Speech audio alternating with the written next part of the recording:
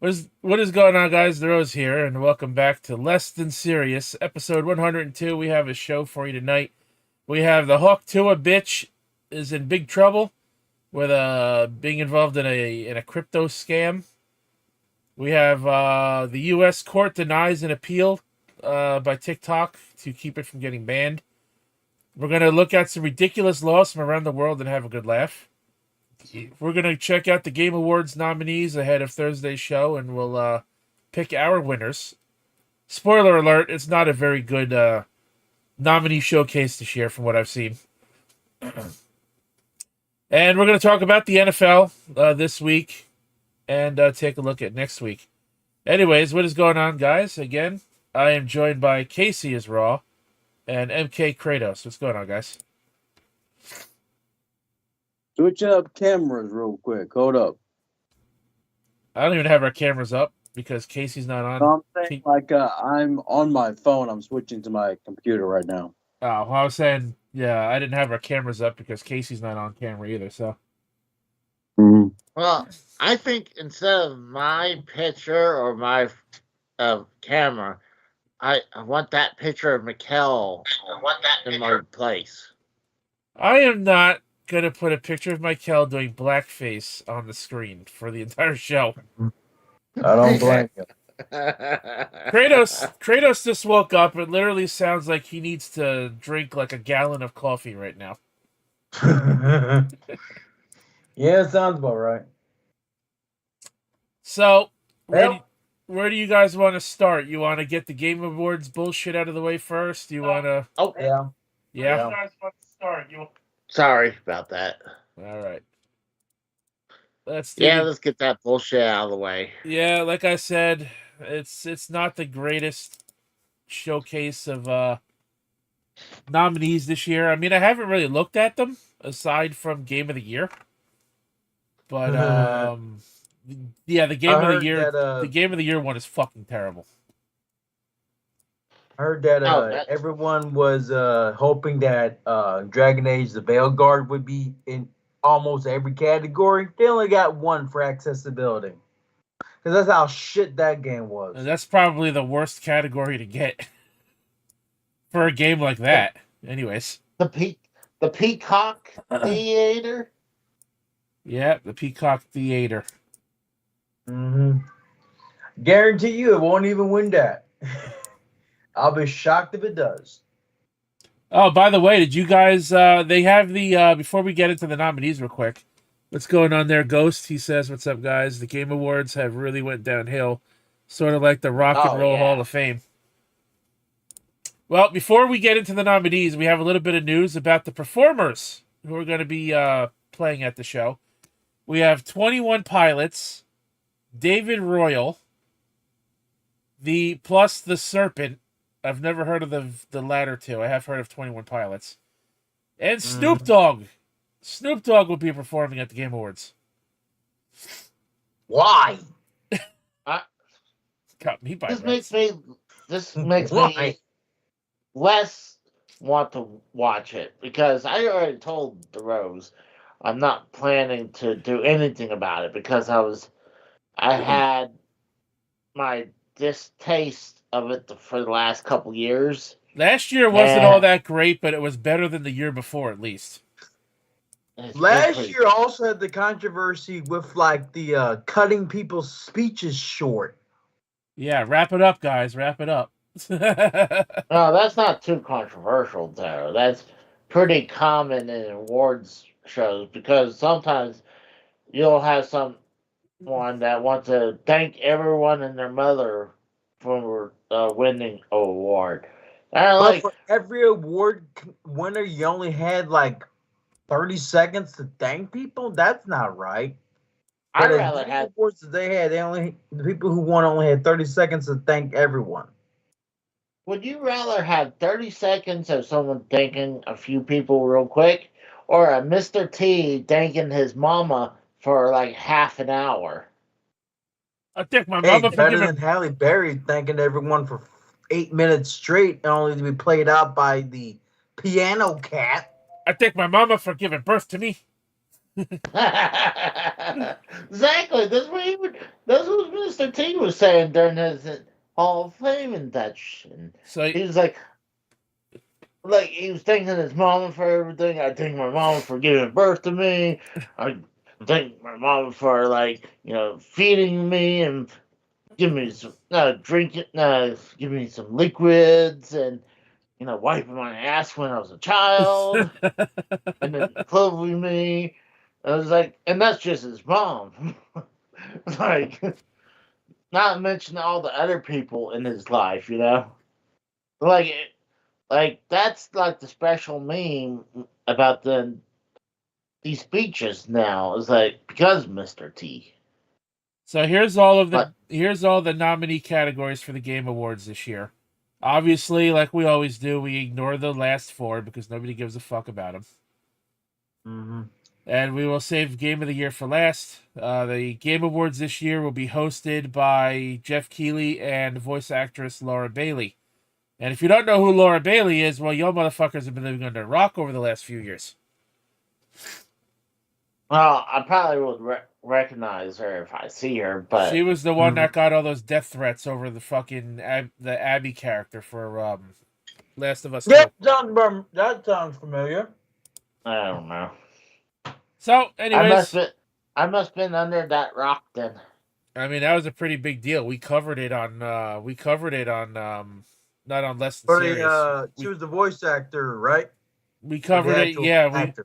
we talked about it then, and we also covered it on one of my Game Corner shows when we did one of those. But we're gonna start with. I mean, she not only got a lot of death threats. There were a lot of people. That people were saying they were gonna kill her remember- kid, dude. Oh, I that's fucked remember up. when there were people who were.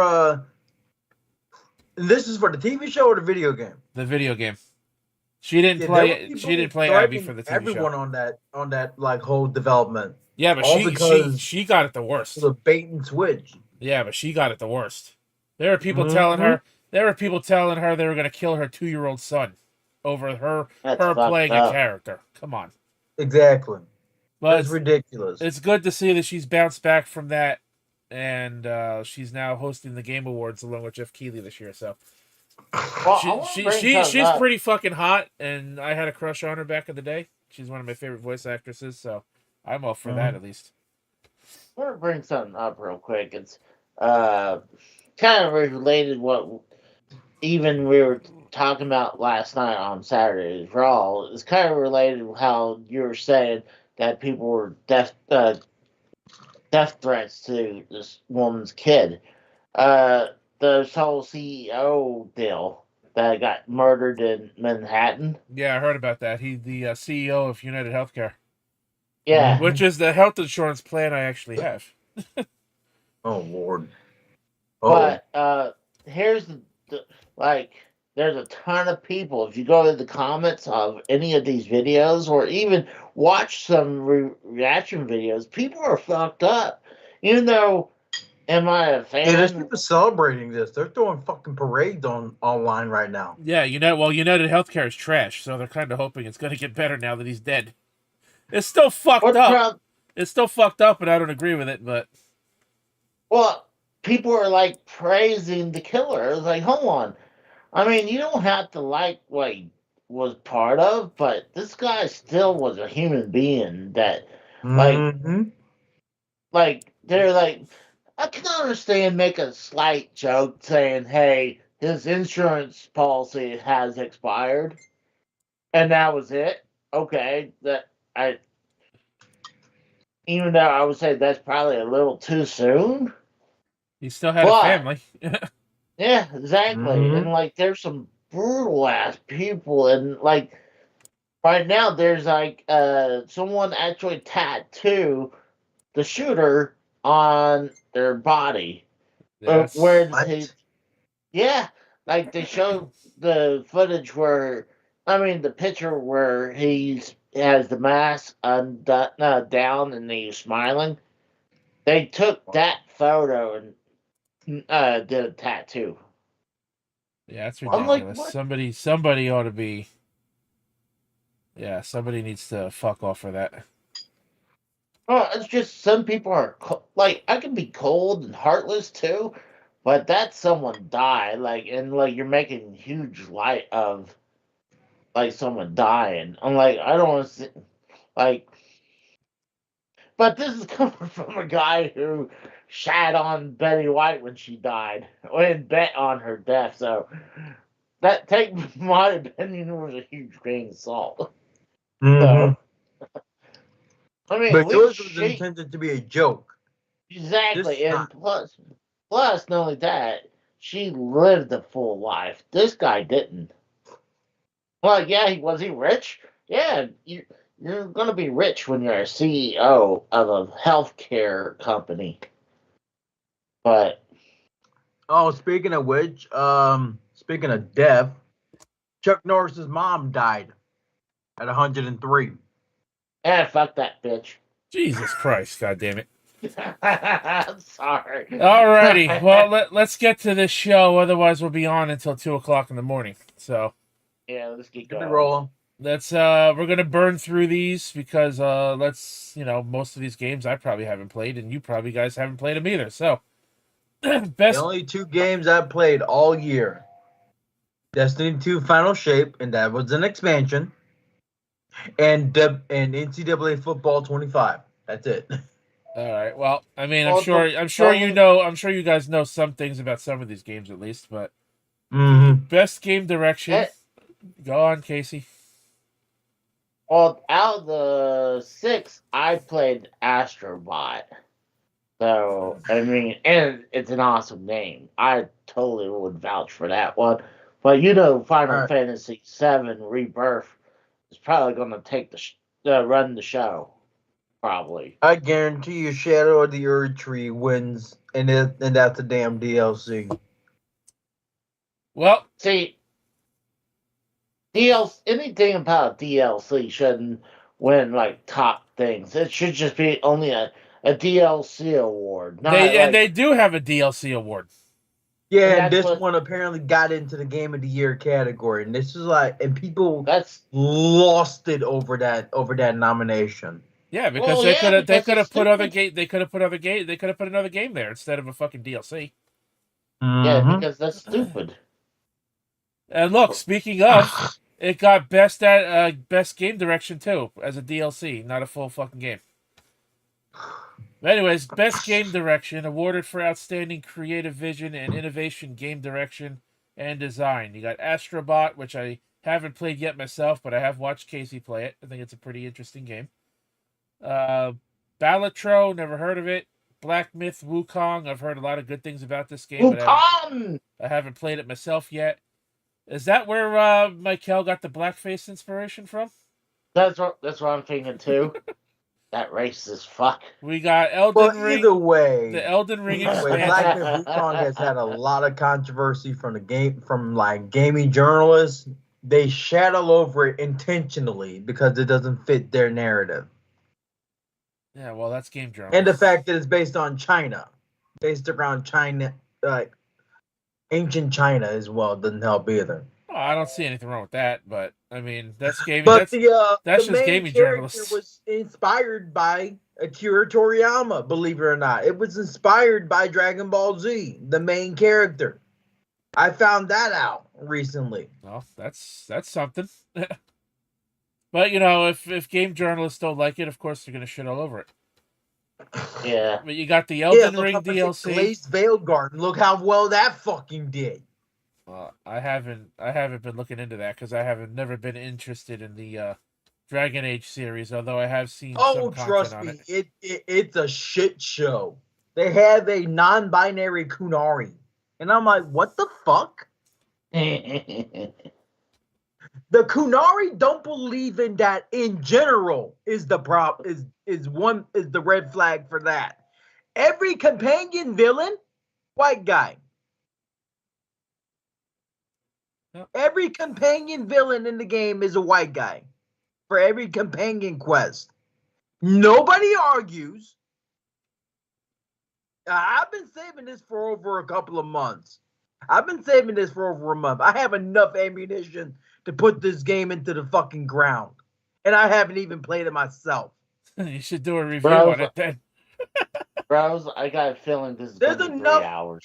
There's enough footage out there that I would just be reiterating what people like Endymion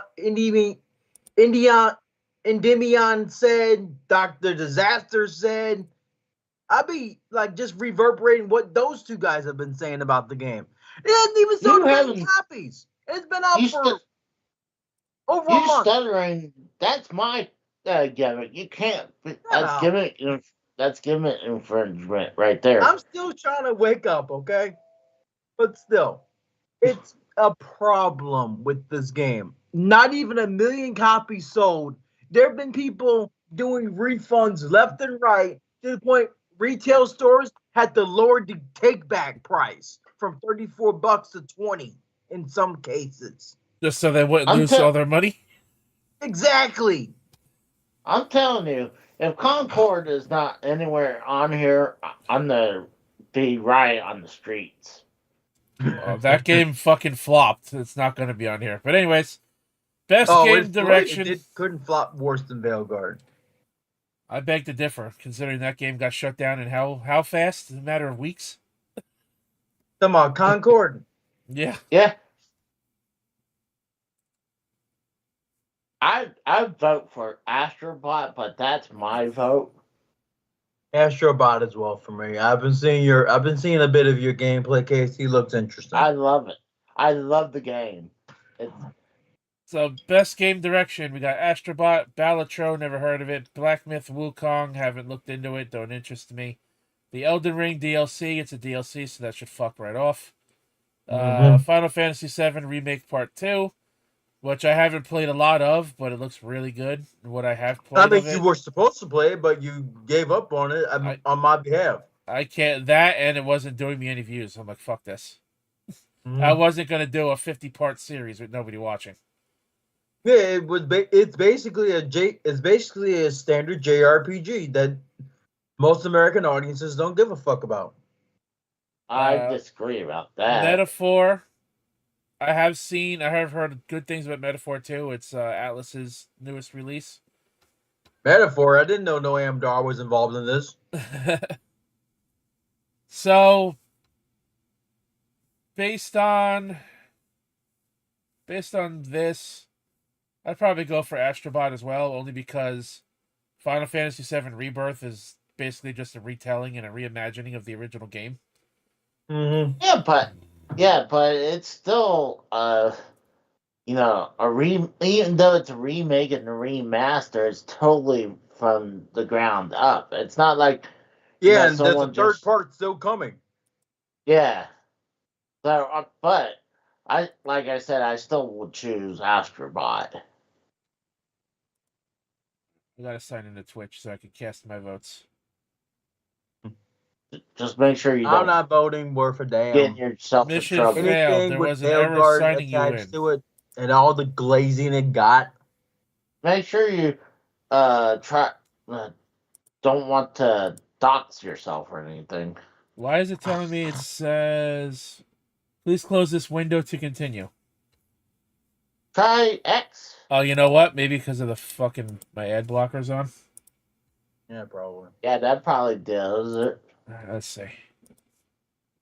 You know, if there was a way for me to vote No, it won't sign for me in. accessibility on here, I'd put my vote in as fuck Tanash.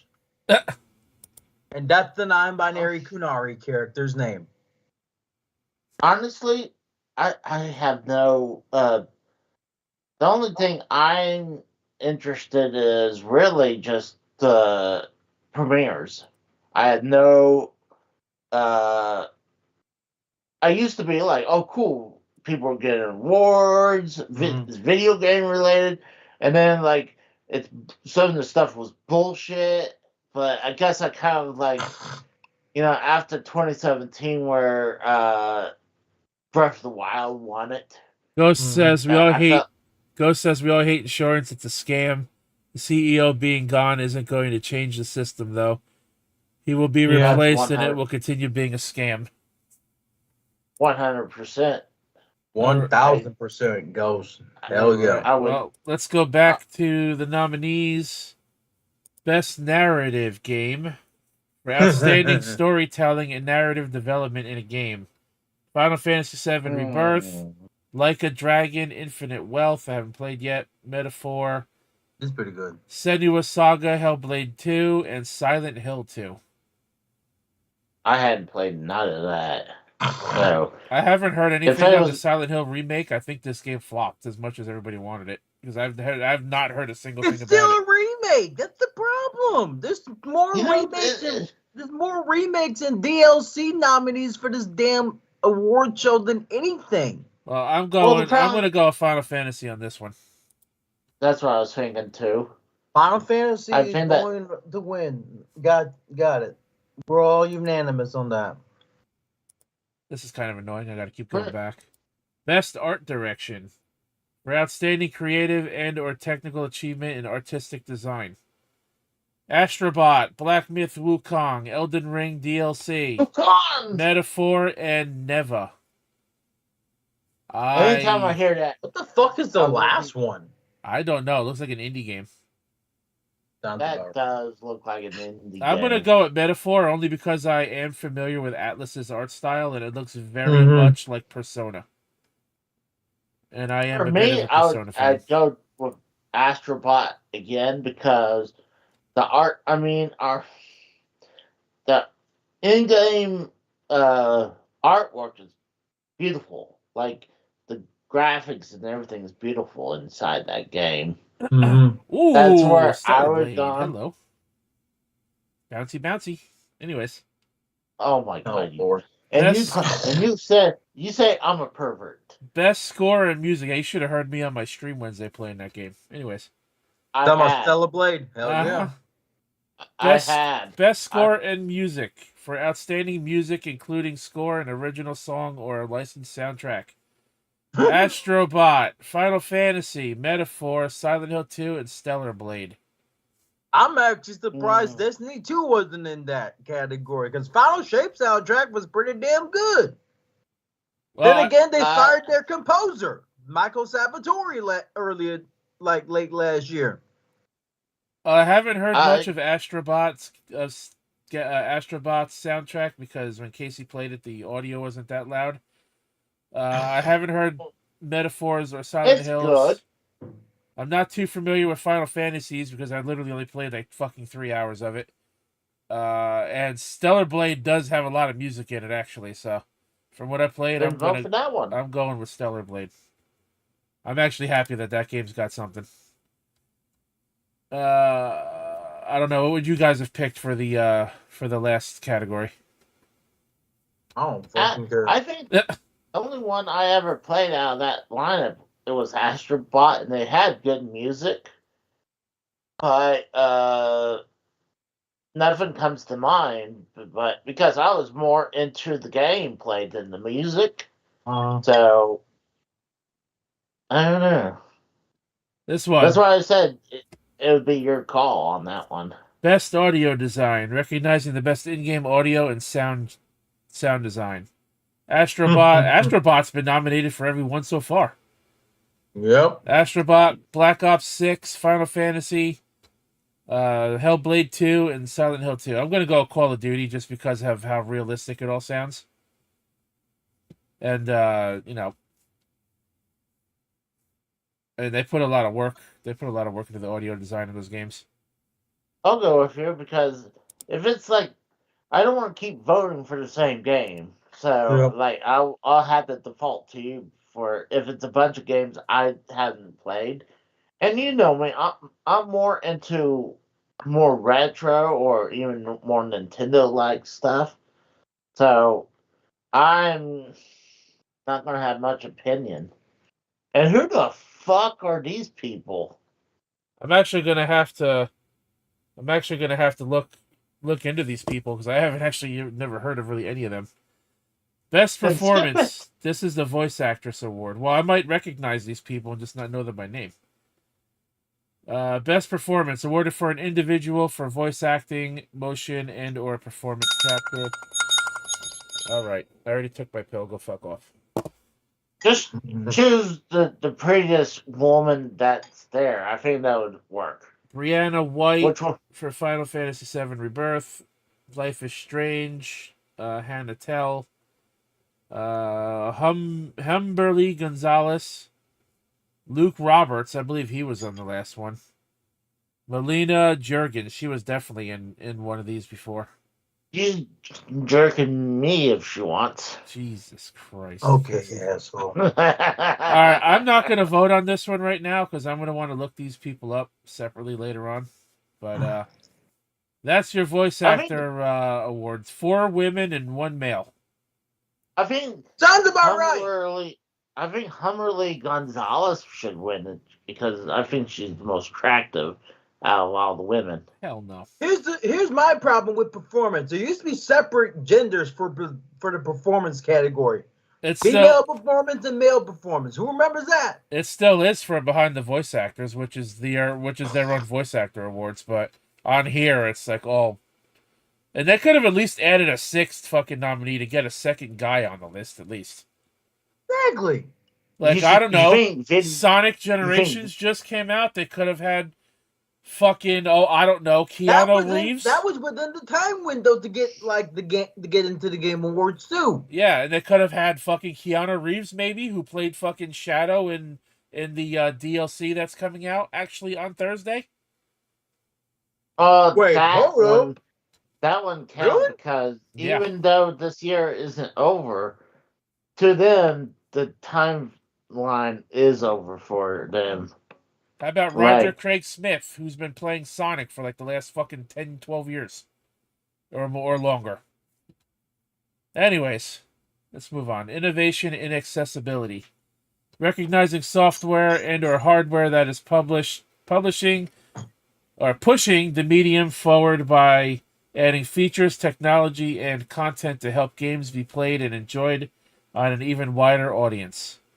Black Ops 6, I'm not familiar. Diablo 4.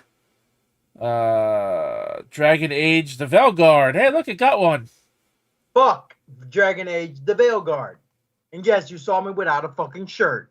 If my camera was on for that. Oh, now you're still in the Rose gimmick. Because that's the Rose. Prince of Persia, The Lost Crown, Star Wars Outlaws. I'm not familiar with the accessibility features for any of these games, to be honest with you. Yeah, I would skip it myself. Yeah, I don't know anything. At least I was able to pick last year, but this year I can't. Games for Impact. The only one I would be interested would play was the Star Wars Outlaw, but is it? I had not heard if it's good or not. I don't research because Outlaws was shit. Yeah, I heard it was bad. It was fucking shit. They had a patch. They had a pre-game, in-game patch because people were losing entire game save files because they progressed too far before the game officially came out. They were losing entire save files. This damn game was a fucking mess. I'm surprised they got nominated for anything. Accessibility. It was basically Assassin's Creed wrapped up with another game and called it a Star Wars title. Well, the next one I definitely have not played none of that. I'm gonna go with Life is Strange with this one only because I've watched Let's Plays of the previous games. So I have Life is Strange. What's the title for this year? Games for Impact, for a thought-provoking game. No, I'm talking about for Life is Strange. Life is Strange is actually good. I've seen a couple people play that already. Games for Impact. Double Standard or something.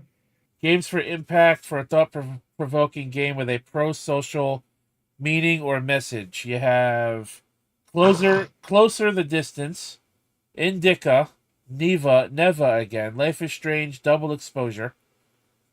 Double Exposure. Hellblade, Senua Saga 2, and Tales of Kenzera Zhao. Sounds Chinese. We'll go with Life is Strange because I'm familiar with I think it's any Tales game is actually like Japanese because those are JRPGs. Those are JRPGs. Well, I know that's not in the Tales franchise. That's a Mhm. completely different game. Did I skip one by accident? No, I did not. All right, best ongoing game. This is usually the games where the DLC gets their fucking nod. And look what game's not on here. The one that should be here. I Destiny can't. Best ongoing I can't. game. Awarded to a game for outstanding development, engaging content that evolves the player experience over time. Destiny 2, Diablo 4, Final Fantasy 14, Fortnite, and Helldivers 2. Don't ask me about Fortnite. I only played it once in the last year, so. I can tell I you mean, right now, the internet started to break earlier today because leakers have been on the prowl, and they've been basically all but confirming that Hatsune Miku is finally being added to Fortnite, possibly tomorrow. Nice. That's if that happens, the fucking internet's gonna break, and so will that game. Mm-hmm. I don't care anymore. I mean, what's funny, I was doing one gameplay. I decided, hey, it's been forever me playing some Fortnite, and in the middle of it, it decided to PS5 is like, oh, you don't have no internet connection, and it cut everything, and like checked everything. I was like, no, I got internet connection, and I was like, you know what, I'm good for now. Like, Mhm. I don't need to play any more Fortnite right now. Well, I know Kratos would choose Destiny 2 because that's his favorite game. You're damn right. I'm on the fence between Fortnite and Final Fantasy because I know these two are extremely popular. Mm-hmm. Fortnite usually wins I this mean, category every year too, doesn't it? I don't remember. I'm gonna go Final Fantasy 14. Talking about free game. It's Come for on. Oh, it's best free ongoing. the best It's ongoing ongoing. game. Basically, that keeps getting. I think Destiny 2 won it just once in the past few years. Best They community won support. No, they won best like community management. I think after they fired their initial community manager at the time, which is kind of fucked. Best Community Support Award, recognizing a game for outstanding community support, transparency, and responsiveness, inclusive of social media activity and game updates and patches. Shouldn't this be called Best Developer Support because the community implies mainly mods? Because the devs are the ones that make the updates and the patches. Eh, that's true. Anyways, we That is. got Baldur's Gate 3, Final Fantasy 14, Fortnite, Helldivers 2, and No Man's Sky. The fact that I No couldn't Man's care. Sky is still getting nominated for anything 7 years later is crazy. Well, they keep putting new patches in it, so I can understand that. I mean, like, Fortnite just keeps having new seasons. Like, I'm going Final Fantasy again. Next category. Load, God damn I it. had no dog in that race. Best You can download a car. You can download a car if you want to. Best indie game. For outstanding creative and technical achievement in a game made outside the traditional publisher system. We have No, thank you. we have Animal Well, Balatro, Lorelei and the Laser Eyes, Neva, and UFO 50. Never heard of any of these games. Next. Nope. Nope. Did we lose Kratos? I don't I'm know. still here. All right. Still here. Best debut indie game. For best Oh my debuting games god. created by a new indie studio. Animal Vale, Balatro, Manor Lords, Pacific Drive. I have heard of this one, but I haven't looked into it. And the Plucky Squire. Again, next. Best mobile game. Everyone's favorite. Next. Next, please. For the best game playable on a mobile device. AFK Journey, Balatro, Pokemon TCG Pocket. I actually play that. I was going to say, you probably played that one. Wuthering Waves and Zenless Zone Zero. I also play this, but not on mobile. So because I don't play ZZZ on mobile, I'm going Pokemon. Best VR game. This is your category, Casey. All right, well, let's see. Best category. Best game experience playable in virtual or augmented reality, irrespective of platform. I didn't play none of them. Arizona Sunshine Remake. Never heard of it. Asgard's Wrath 3. Or 2, rather. Batman Arkham Shadow. Metal Hellsinger VR. That actually looks awesome, actually. And Metro Awakening.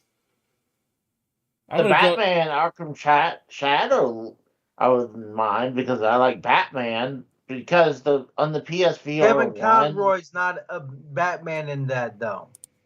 Okay. This was made after the man died, and they're literally cashing in on the Batman name and the Arkham series by making a VR game about the Arkham series. That is complete bullshit in my opinion. If you're gonna make an Arkham series game, make it available for everyone, not just because you have an expensive fucking headset. I'm gonna go with Metal Hellsinger just because I really like the concept of this game. Which some people have gotten motion sickness from for having that headgear on for too damn long. Oh, look at that. Stellar Blade again. Best action game. Here we go. For best game in the action genre focused primarily on combat. There's your woman. Black Myth Wukong. Black Ops 6. Helldivers 2. Stellar Blade. And Warhammer 40k Space Marine 2. Stellar Blade, the only game of these I played. And that game, from what I've played, is fantastic. Best action adventure game. I don't agree with this. Action's its own category. It should just be best adventure game. I say this every year. Played out of the two. I mean, I played two of them, and then they're both on each end of the selection. And if I would have to choose one, it would be Astrobot. You would go with Astrobot over Zelda, huh? Interesting. Yep. Best action adventure game. For the best action adventure game, combining combat with traversal and puzzle solving. Astrobot, Prince of Persia, The Lost Crown, Silent Hill 2, Star Wars Outlaws, which Ghost also agrees is trash, and The Legend of Zelda, Echoes of Wisdom.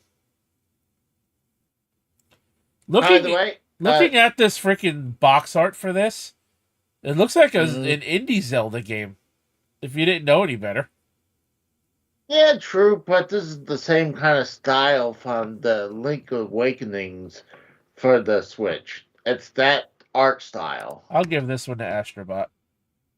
Why not? Sure. The reason I say Astrobot, Astrobot is pretty much a 3D Mario game. From what I've seen, yeah. So, like, I mean, Zelda's not bad. That Zelda game is not bad. It's something different. Not just because you're playing a Zelda, but completely different ways to play the game.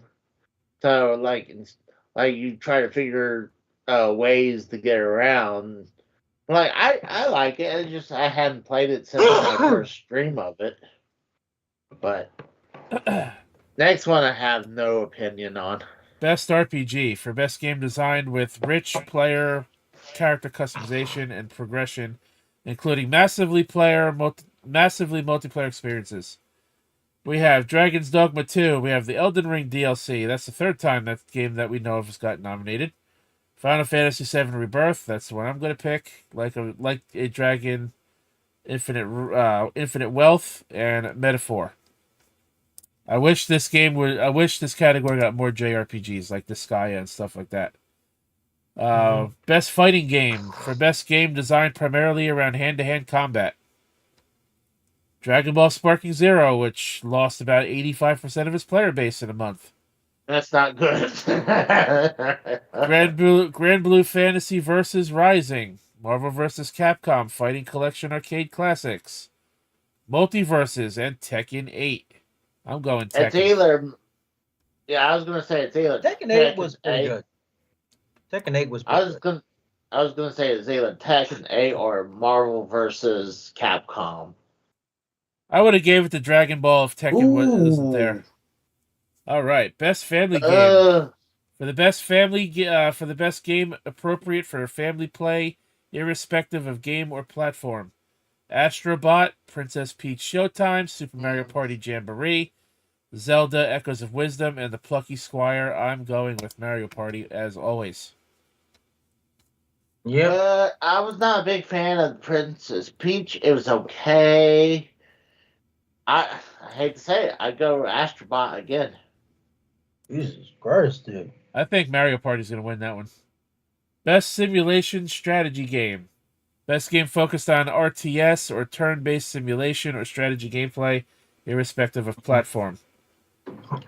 Age of Mythology Retold, Frostpunk 2, Kumitsu Game, Path of the Goddess, Kumitsu Gami, Manor Lords, and Unicorn Overlord.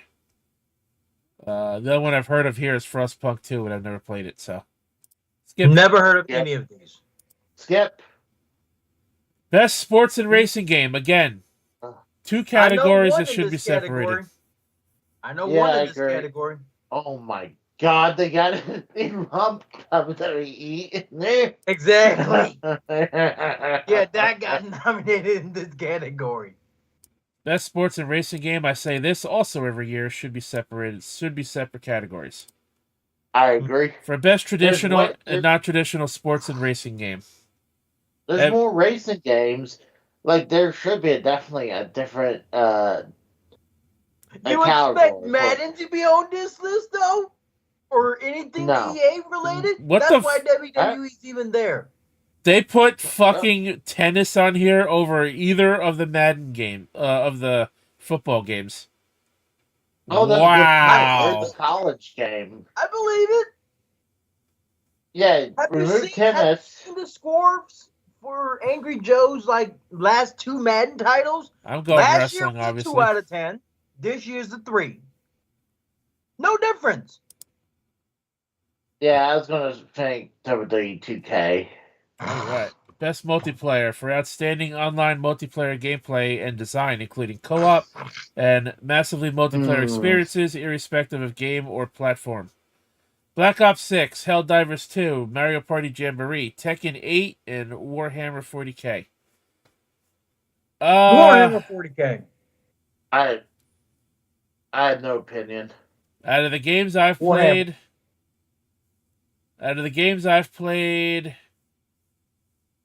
fighting games can get really toxic.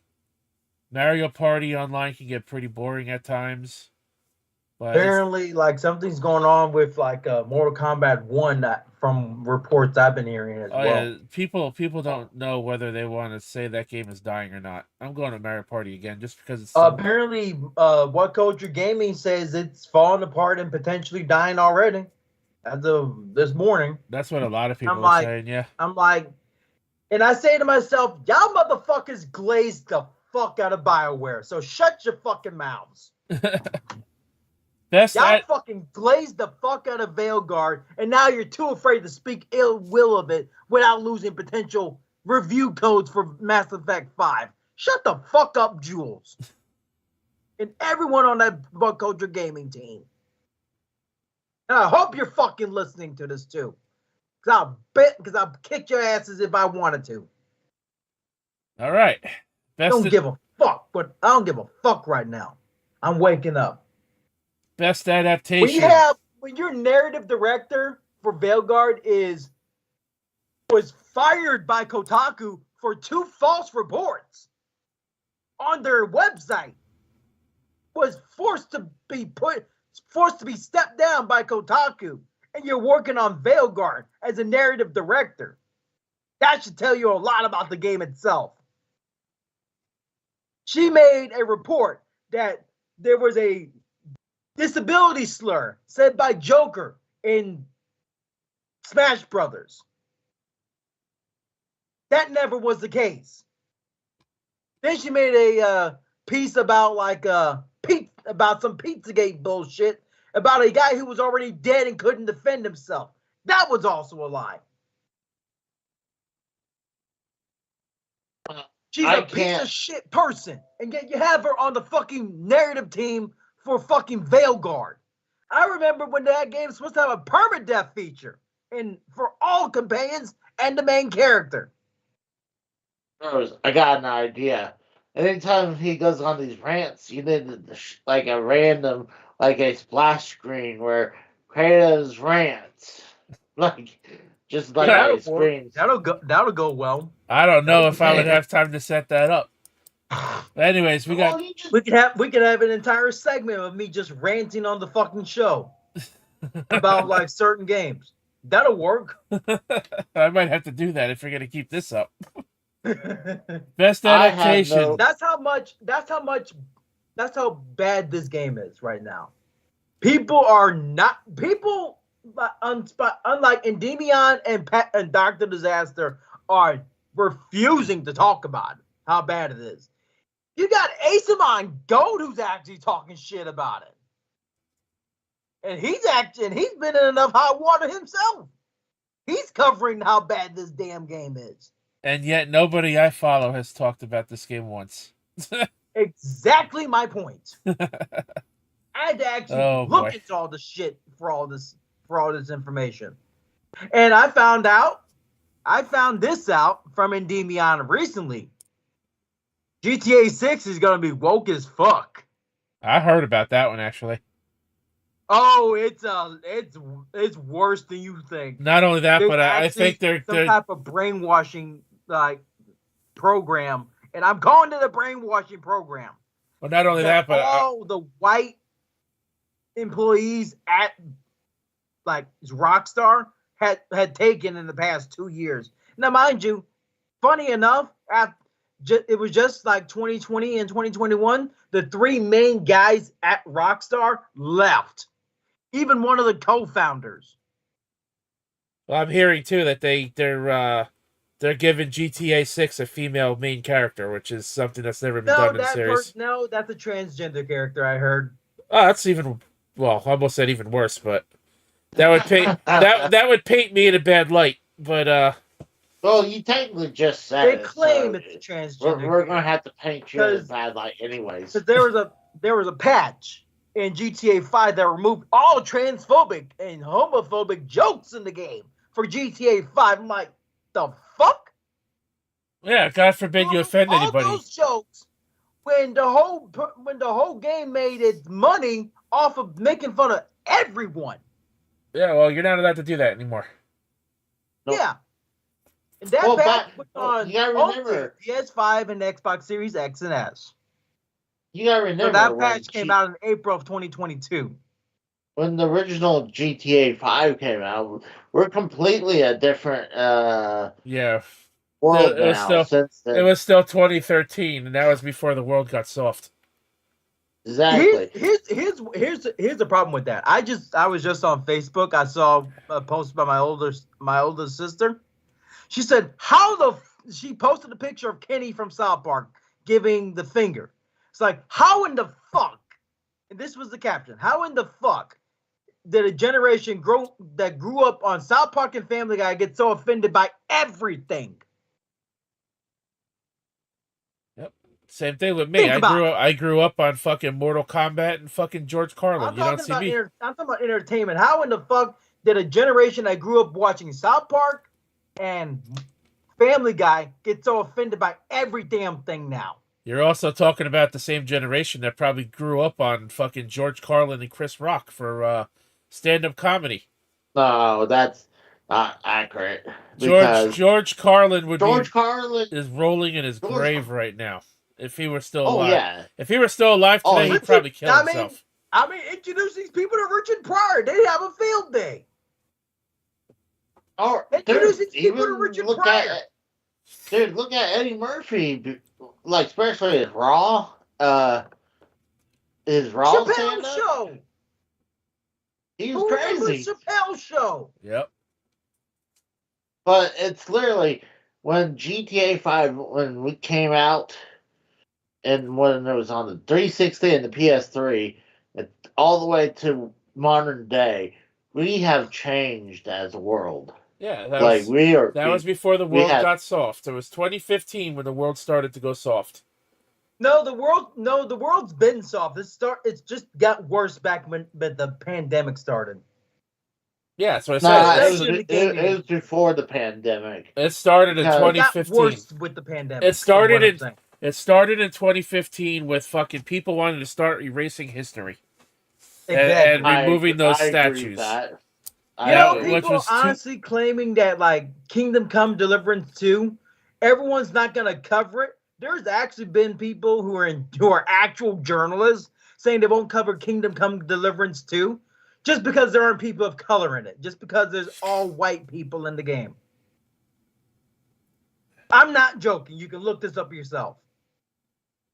All right, well, let's get back to this before we have a 10-hour show tonight. That's what I'm saying. It's like this is going to be a 3-hour show tonight. It's going to be 4 hours at this rate. We've already been live for just Only about 50 an hour. minutes. Almost an Oh, hour. great.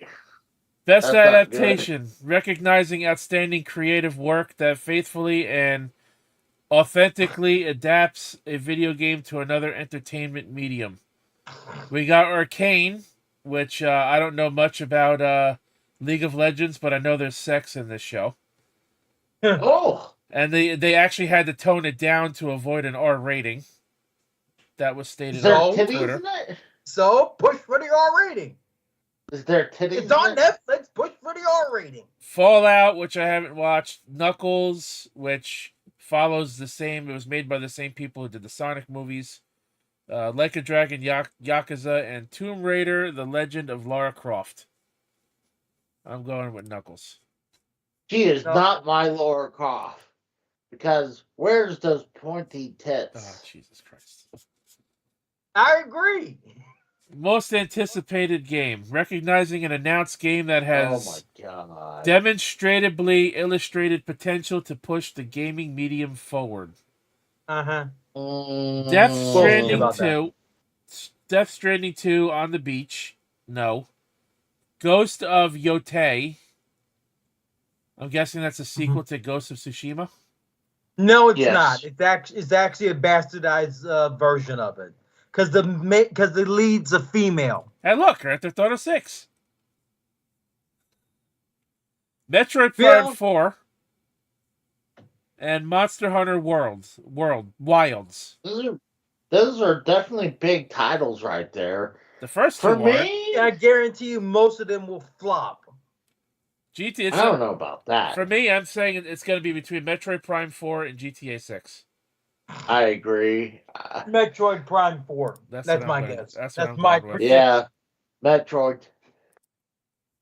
Because after all the information that just came out about GTA 6, I doubt it. I swear to God, it just lost a lot of players. And that's Based Well, on that. especially if it's going to be more like pro enhanced, like how bad is the pro enhanced is going to be, you know? Like, hopefully it's Did not y'all just hear pro how bad the pro 30th exclusive. anniversary for the PS5 Pro enhanced edition's going to be? Did y'all hear about all the scalpers selling the 30th anniversary Yeah, of the PS5 Pro? people are trying to. People can't even scalp the PS5 Pro, period, because nobody wants the fucking thing. No, I'm Nope. talking about the 30th anniversary edition. There were scalpers that were trying to sell for $1,000, almost $2,000. I'm like, I believe it. y'all are fucking idiots. I believe it. Y'all wasted your money. And people Exactly. were trying to scalp the PS5 Pro, the original model, for almost $1,000 or more, and nobody wants the fucking thing. Casey, remember that link I sent you about about that one video about the PS5 Pro Enhanced? yeah. Did you ever send that to Rose? I don't know if I ever told you to send it to Rose to watch. You Are might you have talking sent about it the to me. Skeletor? Yeah, the Skeletor one. Yeah. That you need to watch that one. That's hilarious. That And shit was funny as hell. I played it. It was I didn't get hit You with played it because I copyright. sent it to you. Because you were doing a bid on the PS5 Pro Enhanced. No, I was pissed about the PS5 Pro because it honestly, this generation of all the games, we don't have a ton of games for the PS5 or the Xbox Series X.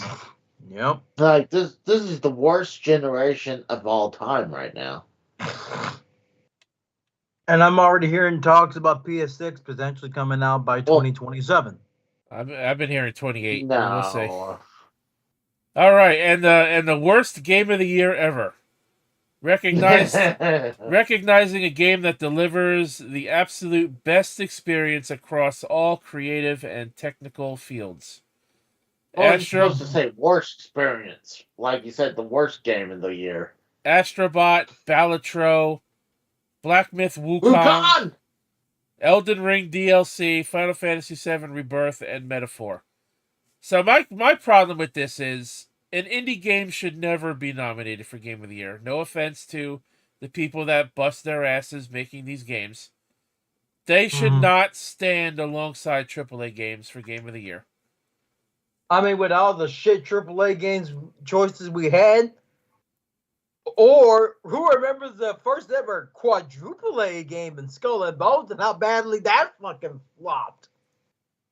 Elden Ring DLC should never be nominated for Game of the Year. Exactly, because it's the add-on. If I had to pick Game of the Year nominees, I'd put Tekken 8 on here. I would either put Stellar Blade on here. I would put one of the top tier Nintendo games that came out this year on here, which there weren't many. Potentially Mario Party, just to put something on here that's more recognizable than half of these. That's not true. I think didn't Luigi Mansion 2 came out this year?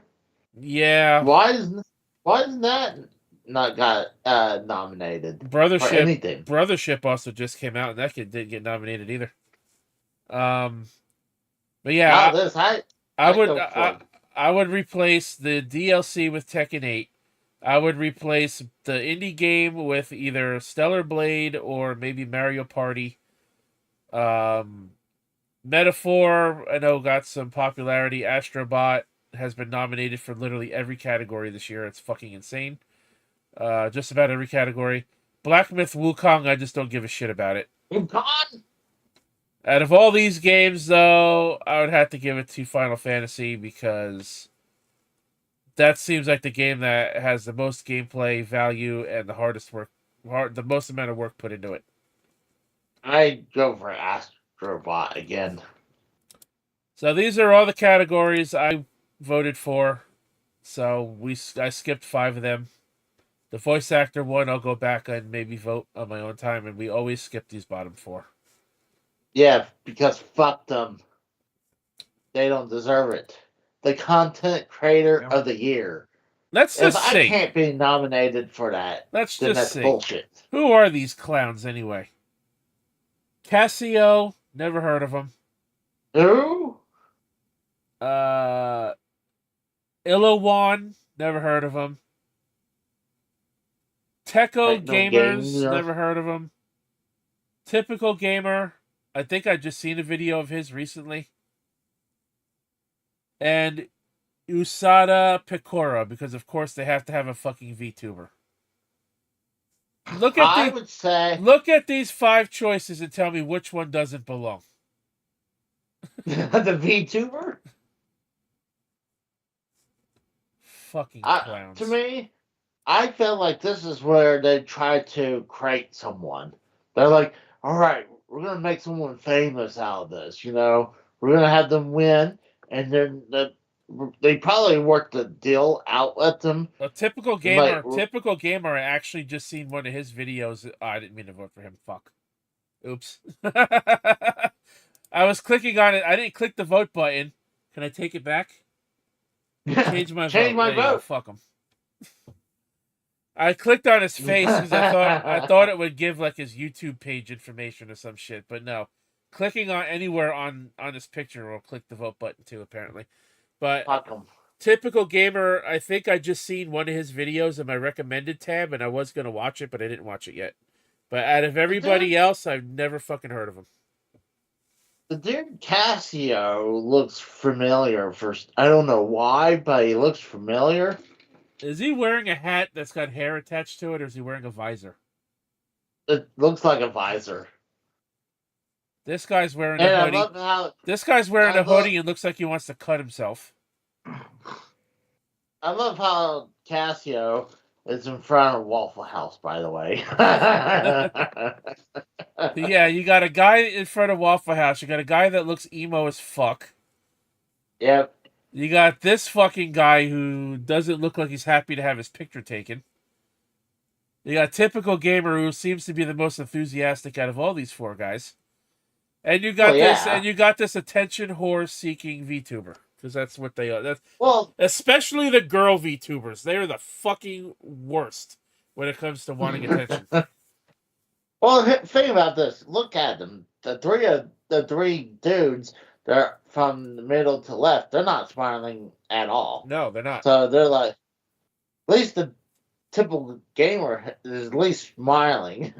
Like, what the fuck? Who's gonna want to vote for you if you're not smiling? And then you got the VTuber who's just excited to be here. Fuck off. So that's your Game Awards. The show starts at 7:30 p.m. Eastern Time on Thursday. Kratos, I don't know when you get home from work that day, but I'll probably have to start the show without you. I'll be home in enough time. All right. Well, that's good then. And I boycotting. I'm just a little depressed. I have to work on my own birthday on Tuesday. Casey doesn't give a shit, but he can be on the stream if he wants to anyway, of course. Mm-hmm. Yeah, maybe if I'm bored, I'll join in and bitch about it. We'll see. Oh, if I join, I'm going to go on another 20-minute rant if fucking Veilguard wins that. Yeah. Well, it only got nominated once, so if it wins the one award it was nominated for, oh boy. Be prepared, like Scarlet Lion said. Be prepared. I swear that gotta be at least a 10-minute rant. I'm like, I could went and took a shit. I'll have it go 20 if it goes too long. The acceptance speech. TSS, what's going on, guy? Because y'all have to remember. Y'all have to remember when Last of Us Part 2 won all the awards. Dude, fuck that in 2020. Fuck that Game Award, man. That was the worst one. And Neil Druckmann's like, we beat all the bigots and all that bullshit and all the bullshit. I'm like, motherfucker, you're the one who caused it. That game got handed all the fucking awards it won because of the controversy it started. TSS and they lied says to their own audience by saying it was going to be about Joel and Ellie again. They lied to their fucking audience from the jump. It was split from the middle. The accessibility was fine. The story was shit. TSS says my game of the year is Metaphor. I have played half the games on this list, and I think that was the best game I've played this year. TSS, have you played Veilguard? What are your thoughts on Veilguard if you played it? TSS, what are your thoughts on DLC getting nominated for Game of the Year? Feels retarded as fuck. By the way, I don't see TSS in my chats no more. What the hell, dude? He doesn't come into my chats all the time either anymore, so it's all right. Dude's got a life, man. Mm-hmm. Nope. TSS has to be there for all my premieres, or we're not friends no more. We should be getting our PlayStation and Nintendo in-year reviews soon too, which I'm excited to look at mine. Oh, by the way, are you planning to do my, like I said, that I'm trying to remember which video you said I play, what game to play, and you was going to review the game. I don't remember. I know I asked you, you said you were doing the Atari one. I asked you to do that one as soon as you could. I actually did watch that one because, like I said, I was thinking about maybe trying to get it for my dad, but after the things you said about the the joystick being a piece of shit, and Yeah. just the way the console's interface looked with the way the games were loaded out, and I didn't even see like hardly any of the fucking top tier Atari games on there, like Space Invaders or Dig Dug, Galaga, Pole Position. Well, you Fucking, gotta remember, I didn't some of see those are going to any. be under. I didn't see any of Some those of those games going on to there. be. Some of those going to be under different branding. Like as like under Namco or Yeah, but it was still they Activision. were still Atari games that could have been on that Yeah, on but that console. you had to get license for those Well, too. clearly they didn't. So when I'm seeing the game selection, I'm like, my dad loves Tempest. So I knew that was on there. He likes Breakout. He likes. I didn't even see Missile Command. Breakout was unplayable on there, by the way. That little oh gosh, that little paddle stick thing they had was just unplayable. You barely had to nudge it across just to even move it without just flinging from one side to the other. Like I saw It Centipede and Millipede on there. My dad liked those games, Tempest and stuff. But like his other favorite games are like Dig Dug and Galaga, Galaxian and Space Invaders, Asteroids. I didn't see any of those games mhm. on there. So I'm like, well, if those games aren't on there and the joystick is a piece of shit and he's got to use an Xbox controller, which he doesn't have, I guess I was going to save my money and not even bother. Yeah, uh, originally I was before I moved on to the Xbox controller because I was just going to stop it there and just say, uh, you know, oh, I was just screwing with you, TSS. I know, bro. I'm just kidding with you. He says, horrible choice, and I knew something was up when Jeff said DLC could be nominated too. It's stupid. You need the full game to play, even the DLC. Also, Casey, I've been very busy. I've been a couple of your vids, but I've just been very busy because I'm going to be making YouTube content That's again. This time I'm going to go by a different name. Okay. well. Tell us. I'll be interested to see what you come up with. He's gonna Like I he's gonna said, change his name to TSS3. TSS3. We might not recognize him if he does that. But no, I was going to bring it up. I woke up the next day. I was like, you know what? Because I remember it had some USB C ports on it. I was like, you know what? I'm going to try plugging in a modern day controller into it. And I didn't have a problem to start it up, but what was weird, I plugged the PS5 controller into it. It had some weird mapping with the with the button, but when I switched it to the Xbox controller, it was way better. And it was like still, I mean, it played a lot better with the Xbox controller, but I'm like, they should have just packaged with one joystick controller and one modern day version controller. Then I would give it more of a thumbs up. But it was horrible. But now he says he's going to go buy TSS 69. Okay, at least we know what your new name will be. But where are we moving on to now? Well, we have the Hawk Tuah topic with the cryptocurrency fucking scam she pulled. We have the TikTok appeal ban. I want to save the ridiculous laws for last, and we have the NFL talk. I got a feeling it's going to be so long. Like, we're almost hitting 11 o'clock here. So, I probably when you hit NFL talk, I'm. Well, the next two topics we should be able to get through rather quickly. I just don't know which one you guys want to do first. We either got the TikTok one or we got the Hawk Tuah thing. Let's do TikTok. All right, TikTok it is.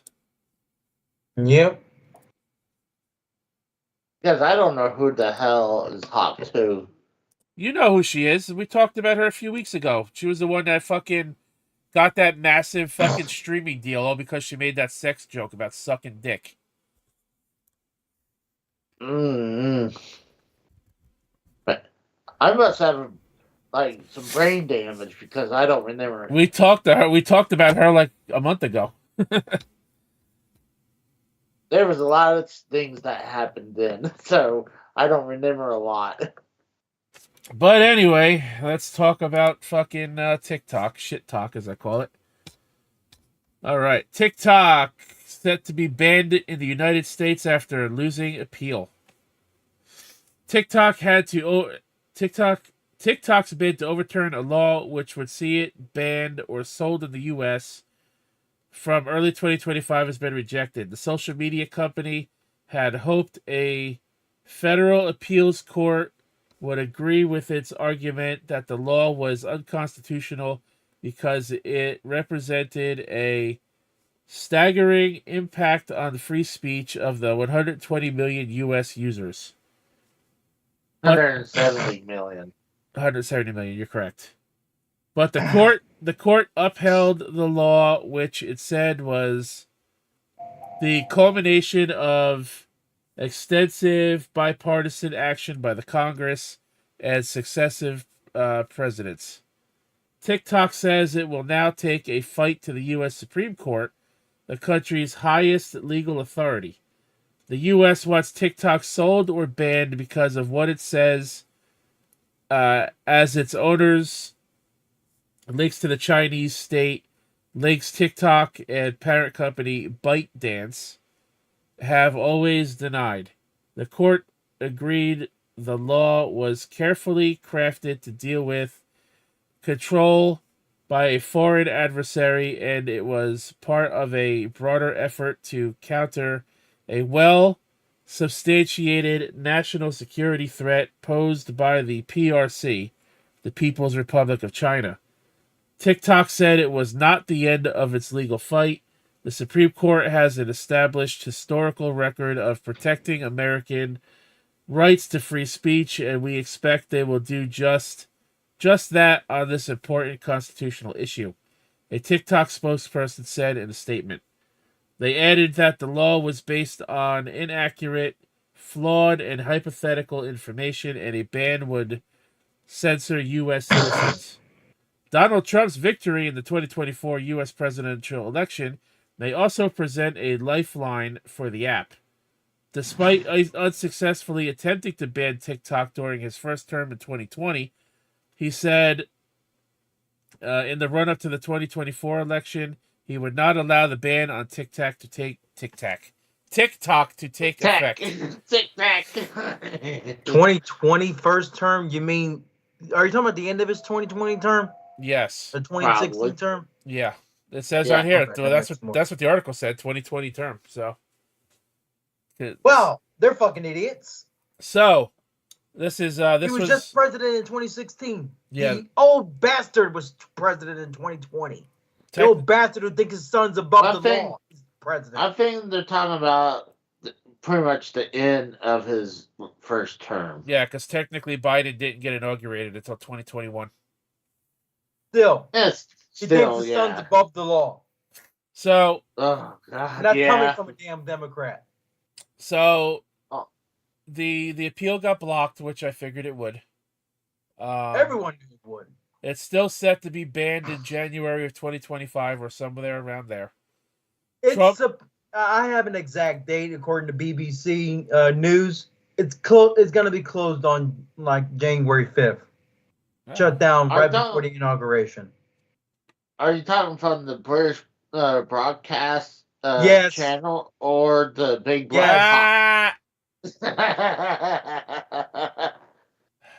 I knew that sex joke was coming. That's why I said British. That's why I'm talking about BBC News, and I'm talking about British Broadcasting Channel. Yes. I was just thinking maybe you're coming from the big black cop network. Oh. Don't Google that. Anyways. This is still a family show, Casey. Yet I've been cursing like a damn sailor all night about it anyway, so it don't matter. Oh, like how many times people drop the the word probably fuck on here, and like I can't say the word cock. You can, but not in the kind of category you're talking about. Personally, you have to remember, I have like cousins who try to watch, who I recommended this channel to like a year and a half, 2 years ago on Thanksgiving. They're probably unsubbed by now. They're like, we can't listen to this. This is. I this even sent them channel. to your channel too, Bub. I even recommended your channel to them too. They're like, oh my Did god! that on Look. Christmas 2 years ago. Well, when a certain somebody's on Casey's show, that could be a problem. Anyways, so yeah, so do you guys think? I told their mother not to watch certain episodes about like the shows anyway that we do. So do you guys think Trump, if the ban does take effect next month, do you think Trump will unban it when he takes office, or do you think? Fuck no. Or do you think he's gonna leave it banned and let the courts do their thing, and then if Trump doesn't get his way with allowing TikTok to stay because he's friends with China and Russia, that he's gonna Winnie the Pooh? he's gonna pardon TikTok and unban it, like he's gonna pardon himself out of prison. Again, who gives a damn about the Prime Minister Winnie the Pooh in China? I don't know if he can really do that to have pardon himself. Like, you can't pardon an app either, especially since it's made by the Chinese government anyway, as far as I know. It's run by the Chinese government. It is run honestly, by the China. I don't even think you should be able to pardon your own son either. Like, and like nobody's above the law in this country. That's the problem people seem to forget. I think apparently that's not true anymore. Like, yeah, Biden that shit. Like, Hunter Biden plead guilty, and then here you go, son. Right before sentencing, I'm pardoning my son now.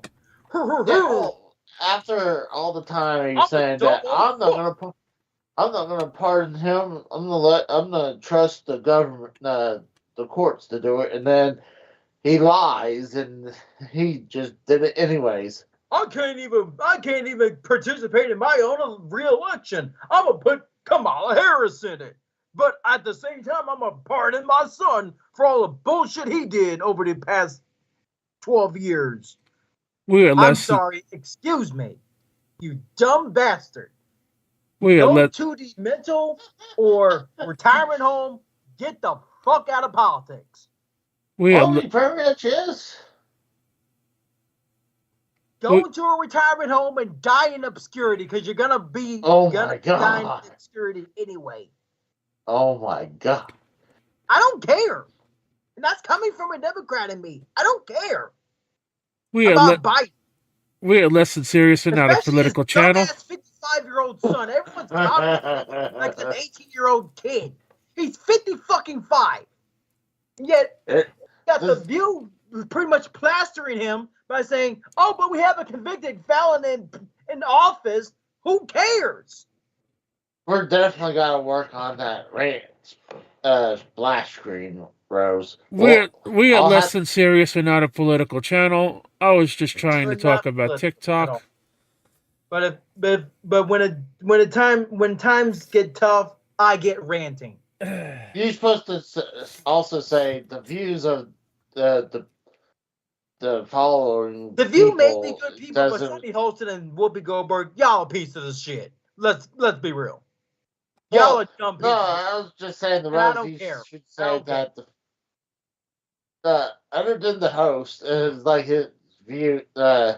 These are my views, not these guys. I'm the token black guy on here. You're the angry black guy right now.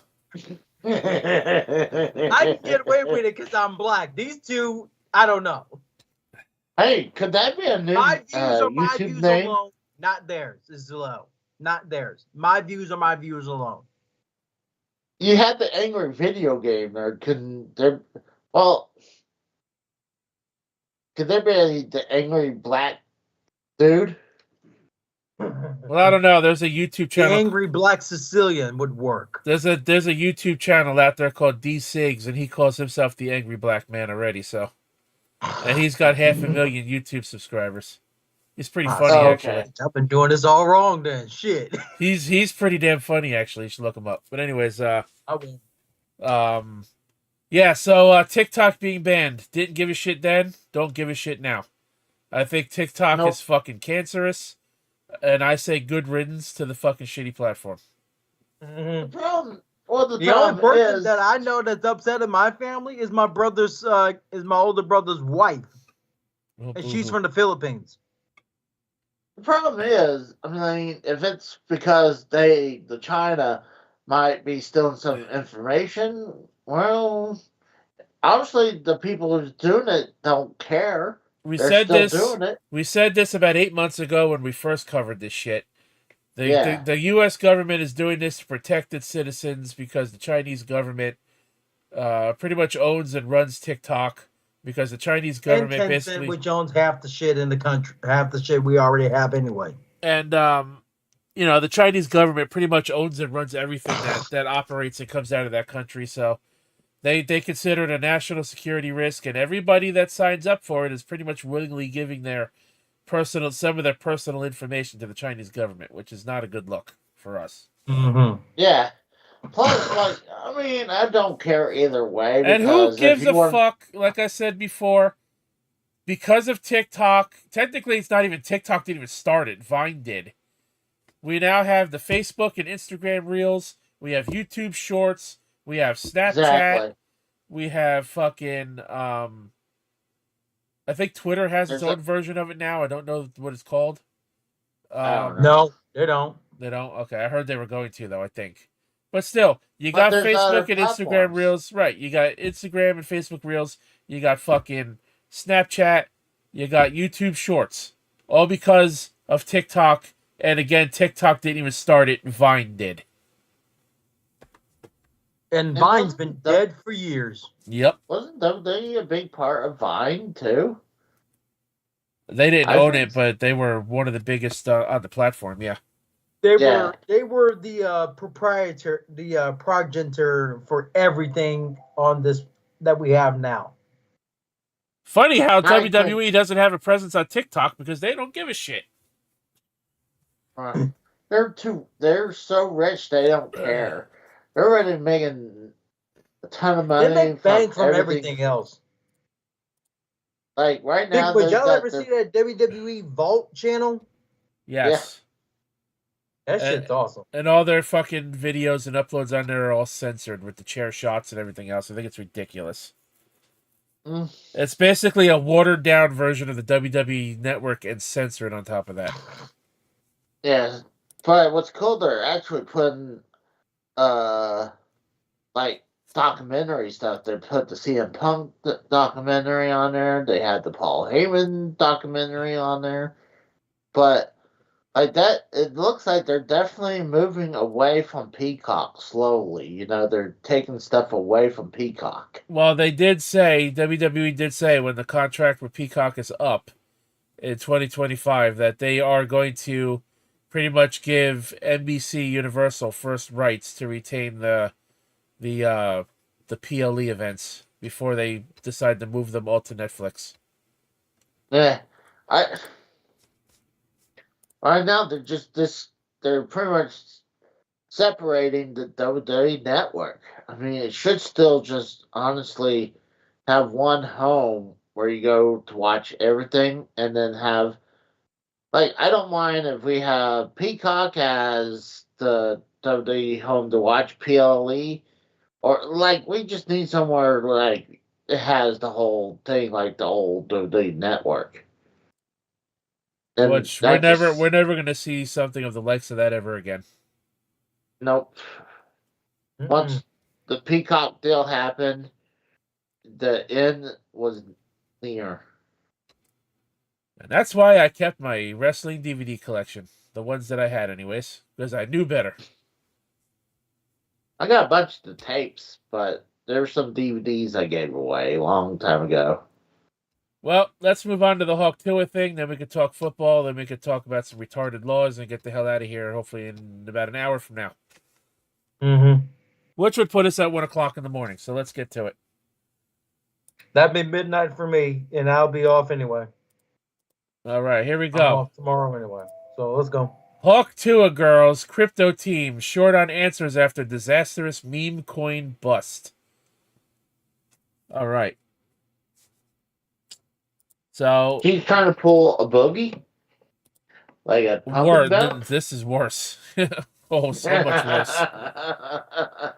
Since becoming a viral star this summer, thanks to a street interview in which she charmingly imparted graphic sex advice, Haley Welsh, aka Hawk Tuah Girl, or Hawk Tuah Ho, as I call her. First of all, if you guys didn't notice on the thumbnail I put on here, Hawk took you a money.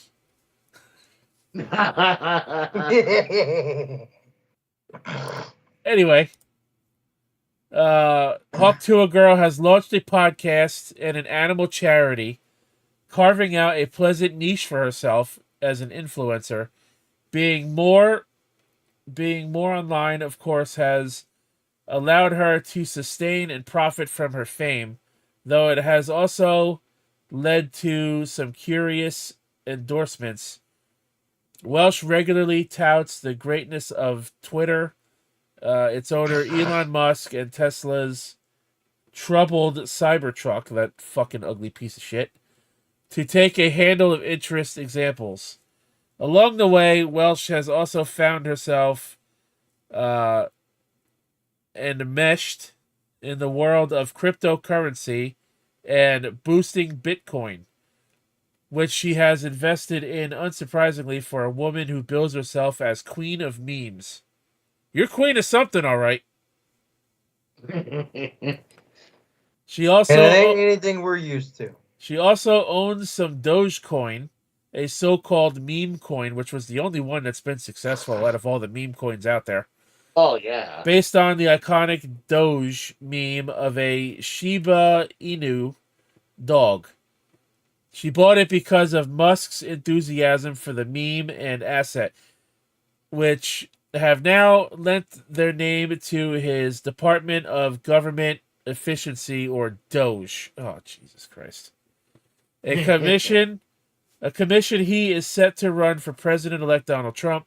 Being a meme herself, it was perhaps inevitable that crypto entrepreneurs would see the opportunity to leverage Welsh's brand for a new coin in a similar vein. And so on Wednesday, she and a team of advisors launched Shawk, or $Hawk, on the blockchain platform Solana, while promising that it was compliant with securities laws and certainly not a cash grab. Bullshit. Sorry. One day later, there is virtually nobody in the crypto industry who believes that. With anticipation high, the value of the coin exploded by 900% in initial trading on Wednesday, bringing the market capitalization of $Hawk to nearly $500 million. Then just as quickly, the price collapsed by approximately 95%, wiping out retail investors in hours. If anybody invested in this coin, you fucking got what you deserved. The market cap has since slightly recovered, reaching 28 million. Accusations started flying, with many crypto observers alleging that the Hawk was a pump and dump scheme or a rug pull, when developers build hype for a crypto project to raise money only to liquidate their position and walk away, with others left holding worthless tokens. Of particular interest, as the meme coin crashed, was alleged evidence of Hawk insiders offloading their stakes for huge sums, and buyers known as snipers quickly amassing a vast majority of available coins that they soon unloaded for instant profit. One crypto wallet, as the publication Cointelegraph was able to grab 17.5% of the supply and then flipped it for $1.3 million within just 90 minutes. According to the blockchain data analyst Bubble Maps, 96% of Hawk was concentrated in one cluster of related wallets as of Wednesday afternoon, indicating a high degree of coordination in these transactions. Holy shit, this is actually pretty fucking long. So I'm just gonna sum up. Wow. I'm just gonna sum up the rest of this. Basically, the moral of the story is she fucking basically made this meme coin, and then she was trying to say that there was not a single coin sold after all these people invested their money and then lost all this money. And at the end of the day, she stole $50 million from her so-called fans. Oh, she but In fact, she got enough. I have a thread right here, which we can take a look at real quick, by Shuriken, which is a cryptocurrency trading Twitter account, and it is verified with the yellow check mark, so it is real. Says, want to steal $50 million? Well, the Hawk Tuah girl did. She launched a coin, rugged it, and then shamelessly went to sleep like nothing happened. Here's how Hawk Tuah stole $50 million from her fans. Then you can see how, a picture here of how the coin just completely crashed. So this is the entire thread. We're going to look through it real quick. They go step by step in detailing exactly how this happened. That's literally the definition of pump and dump. You pump it all the way up, and then you dump your stock. So that's why, like, you can't do this stuff. Like, it's more reliable to go to the stock market. Oh yeah, and if at you least see you know. so, At least you know what you're fucking investing in there. yeah, you're like, at least, like, you see something coming up from, like, you hear about something coming new, like, you probably should honestly put money in Nintendo when they finally announce the Switch 2, or I like to call it the new Nintendo Switch. When that gets announced, you know that's going to spike. So that's probably the best way to go. Oh yeah. So let's get through this real quick. In case you don't know who she is, her name is Haley Welch. She's 22 years old, became famous for her TikTok video. She became very popular, started collaborating with many celebrities. She has launched a Talk Tuah podcast, which became the 5th most popular in the world. Then she made a terrible mistake. She got into crypto. Shortly after, she launched her own meme coin. This is the beginning of $Hawk. Her coin quickly hit a market cap of $500 million. Then it immediately nuked to $25 million. That's a 95% of your money gone in minutes. That's not good. Just minutes after the coin started dipping, she posted a tokenomics. She said that the team didn't sell a single token. She was lying. Bullshit. She was lying and will likely have to talk to a judge about this. You get it? She says, this is her tweet, by the way, they screenshotted. Copy and pasting, tokenomics. Team hasn't sold one token and not one COL was given, one free token. We tried to stop snipers as best we could, though through high fees at the start of the launch. Fees have now been dropped, and then this is basically all of her supposed stats. So here's what really happened. Bubble Maps revealed that 95% of the supply was in one cluster. 285 investors joined the Hawk presale. 89 wallets sold 100% immediately. Then over here _GG tried to explain what happened. They said Haley's team has sold absolutely no token whatsoever. Meanwhile, This is the money that their team behind this token made. All the people that invested and quickly sold their shit. So there's a screenshot of all the money that was made.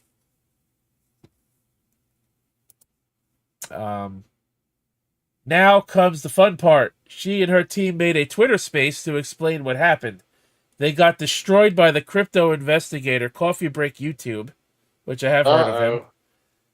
And then the Hawk Tuah girl decided to end her space because she was tired. Let me say that again. She rugged the coin and then shamelessly went to bed like nothing happened.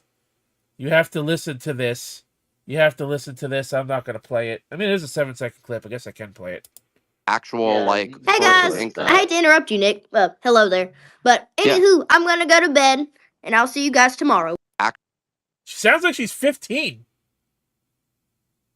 Well, she is 22 years old. She sounds like she's 15. Sounds like she should still be in high school. Hey guys, I hate to interrupt you, Nick. Hello there. But anywho, I'm gonna go to bed, and I'll see you guys tomorrow. I mean, There's We're no. still talking about the Hawk Tuah bitch. Yeah, we're going over this this thing here. Aftermath. This was yet another celebrity coin rug pull. People lost millions and want her in jail. Law firms are looking to sue her. Berwick Law.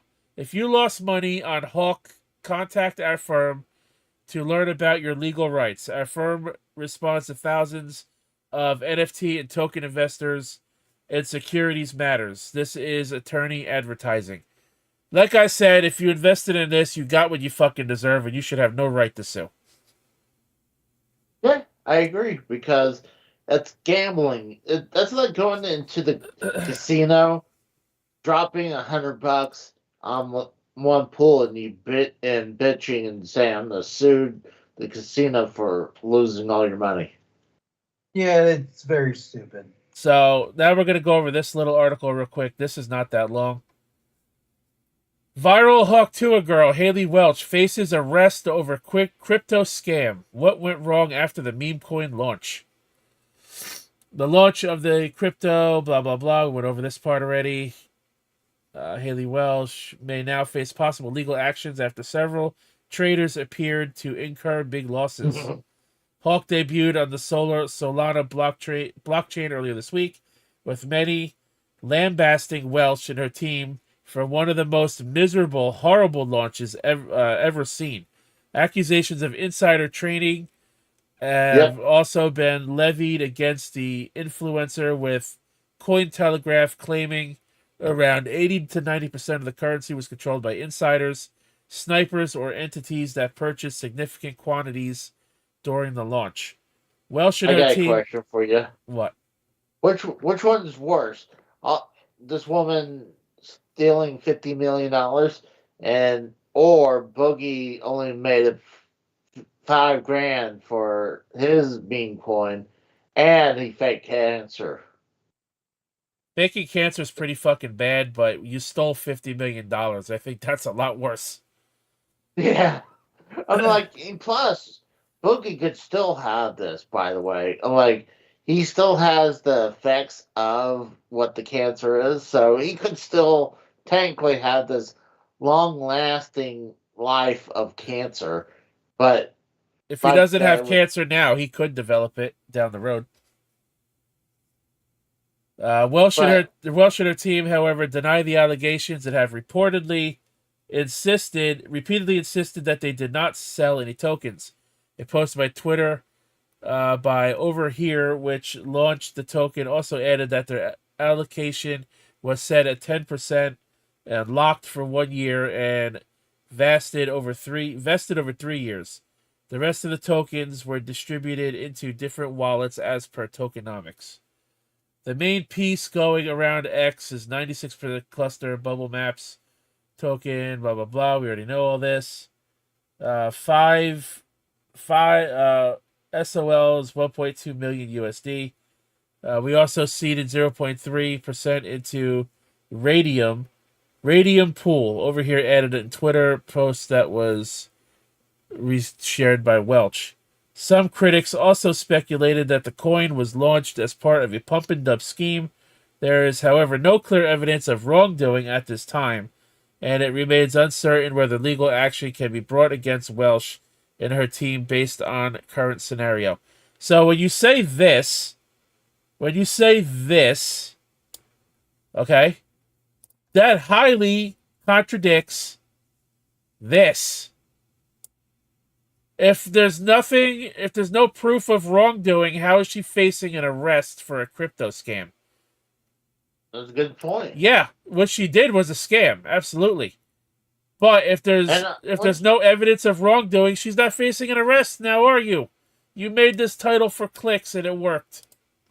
Yep.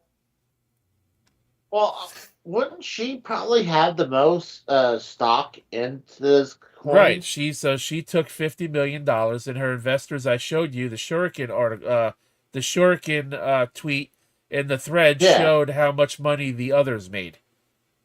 She stole $50 million from her supposed fans. That's real nice of you. And yet these dumb motherfuckers are still going to fucking support her stupid ass. Well, when you get $50 million plus, I mean, how much is that they're going to take in tax? Probably half, give or take. Let's not forget she has a podcast too. Oh, she ain't doing that no more. She is done. She is done. You don't steal $50 million and still act like nothing happened. But then again, I mean, look at Logan Paul. I mean, he did the whole zoo crypto deal. And he also did Lunchly, and that had mold in just about every damn meal. The competitor that fucking think I only seen a couple instances of mold, and that could have been like, I don't know. I mean, how do we know this woman didn't just leave out that lunch lead to get moldy, you know? Like, she opened it on a stream that she did. But she could have left that outside to where it caused the mold. There were multiple people saying the cheese had mold in every single video that I've seen. Multiple people. Yeah. Rosanna is not the only one. She's the one that wanted to dispute it. And she found mold in hers. She was the one claiming she had to dispute the damn thing. And she was proven wrong in her dispute. Well, that's what happens when you're thinking, like, I'm going to trust these YouTubers with their merchandise. Like, you have to remember Mr. Beast is behind that too as well, I think. Well, I'd rather eat his chocolate than eat Lunchly and be like, I certainly don't want to drink fucking Prime. I'm hearing bad stuff about Prime. It's banned in certain countries that is not even available in because of how much caffeine's in it. It's actually banned in the entire Canadian country because of the fact that it's banned in Canada, but it's not even available in Canada because it has enough caffeine in it. This was scientifically proven. There's enough caffeine per bottle for 6 bottles of Coke. That's 200 milligrams of caffeine per bottle.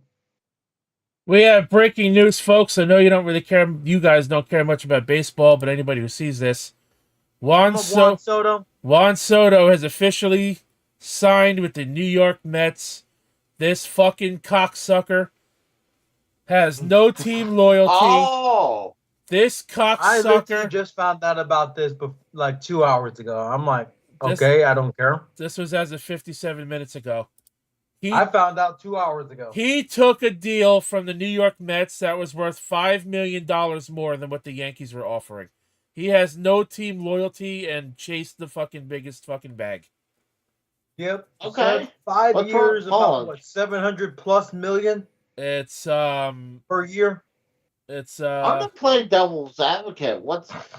Are you supposed to get the most money you're able to get? What's wrong with that? Fans fucking appreciate players who actually show some fucking team loyalty over wanting the Yeah, most but fucking money. Shohei well, Ohtani took the most fucking money. He left a team that the fans fucking loved him over there and played for like 3 or 4 seasons and then chased a $700 million contract.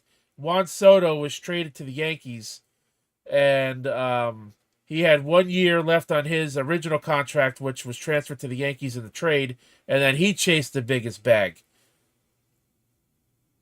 So I'm gonna put this as part of the stream, and then I'm gonna clip it as a short because YouTube Shorts now do 3-minute videos. Mhm. 15. Well, here's the thing. Juan Soto, he's all right, but the only reason the Mets even gave him that much money because they want to get to the World Series next year. Everybody wants to get to the World Series. But anyways, no, I'm saying like they had a real chance this past season. Yeah, and now they have a better chance at the cost of locking down their team from being able to get any other good players for the next few years. Anyways, all right, let me cut this real quick so I can make a YouTube short out of it later. 15 years, $765 million. No deferred money. The numbers of Juan Soto's contract with the New York Mets agreed Sunday night in a deal that set a new standard for the large contract in professional sports history tells a story. A baseball-loving phenom from the Dominican Republic arrived in the big leagues at 19 years old, which is very incredible, by the way. Thrived instantaneously. He did win a World Series with the Nationals in the COVID season. Bet on himself by turning down a $440 million contract offered 2 years ago, and now emerges with a record number of dollars in years, and reminds the sports world of the endless possibilities that when extreme talent meets a few markets. It's not the only story, though. This is as much about the Mets as it is Soto, about a franchise that for 63-year existence has lived in the shadows of the pedigreed neighbor. Not anymore. Not after the Mets. Not after the New York teams went head-to-head for a player who spent 2024 in the Bronx but decamped to Queens for a long-term commitment. Blah, blah, blah, blah, blah. Soto signing signifies the next step in the Mets' evolution. This is not yet a championship team. Their run to the NLCS this season took a stroke of fortune, but it got their bones of one, and with Stern's know-how, Mendoza's feel, and Cohen's support, the Mets foundation is rock solid, capable of withstanding a tectonic shift that fell lesser franchises. Let's see. Anything else on here? Blah, blah, blah, blah, blah. Soto's agent, Scott Boras, finalized his contract at the winter meeting in Dallas, where baseball's first true mega contract was agreed to 24 years ago. Almost to the day, Alex Rodriguez was represented by Boras, was a 25-year-old whose 10-year, $252 million deal with the Texas Rangers doubled the previous record guarantee. Rodriguez opted out in 2007, re-signed for $275 million. The next time anyone signed for more was Giancarlo Stanton's 13-year, $325 million contract. That was in 2015. So there you have it. Juan Soto to the New York Mets. He basically made it known when he did that World Series interview when the Yankees lost that night. He basically said he was going to chase the most money, and that's exactly what he did. The man, you know what? He's a great player. He's already won a World Series at a young age, incredibly. He's a great player, and he's got the makings of a Hall of Famer for sure. But I can tell you right now, the man's got no team loyalty, and I'm sure he can give a rat's ass about being there. End rant.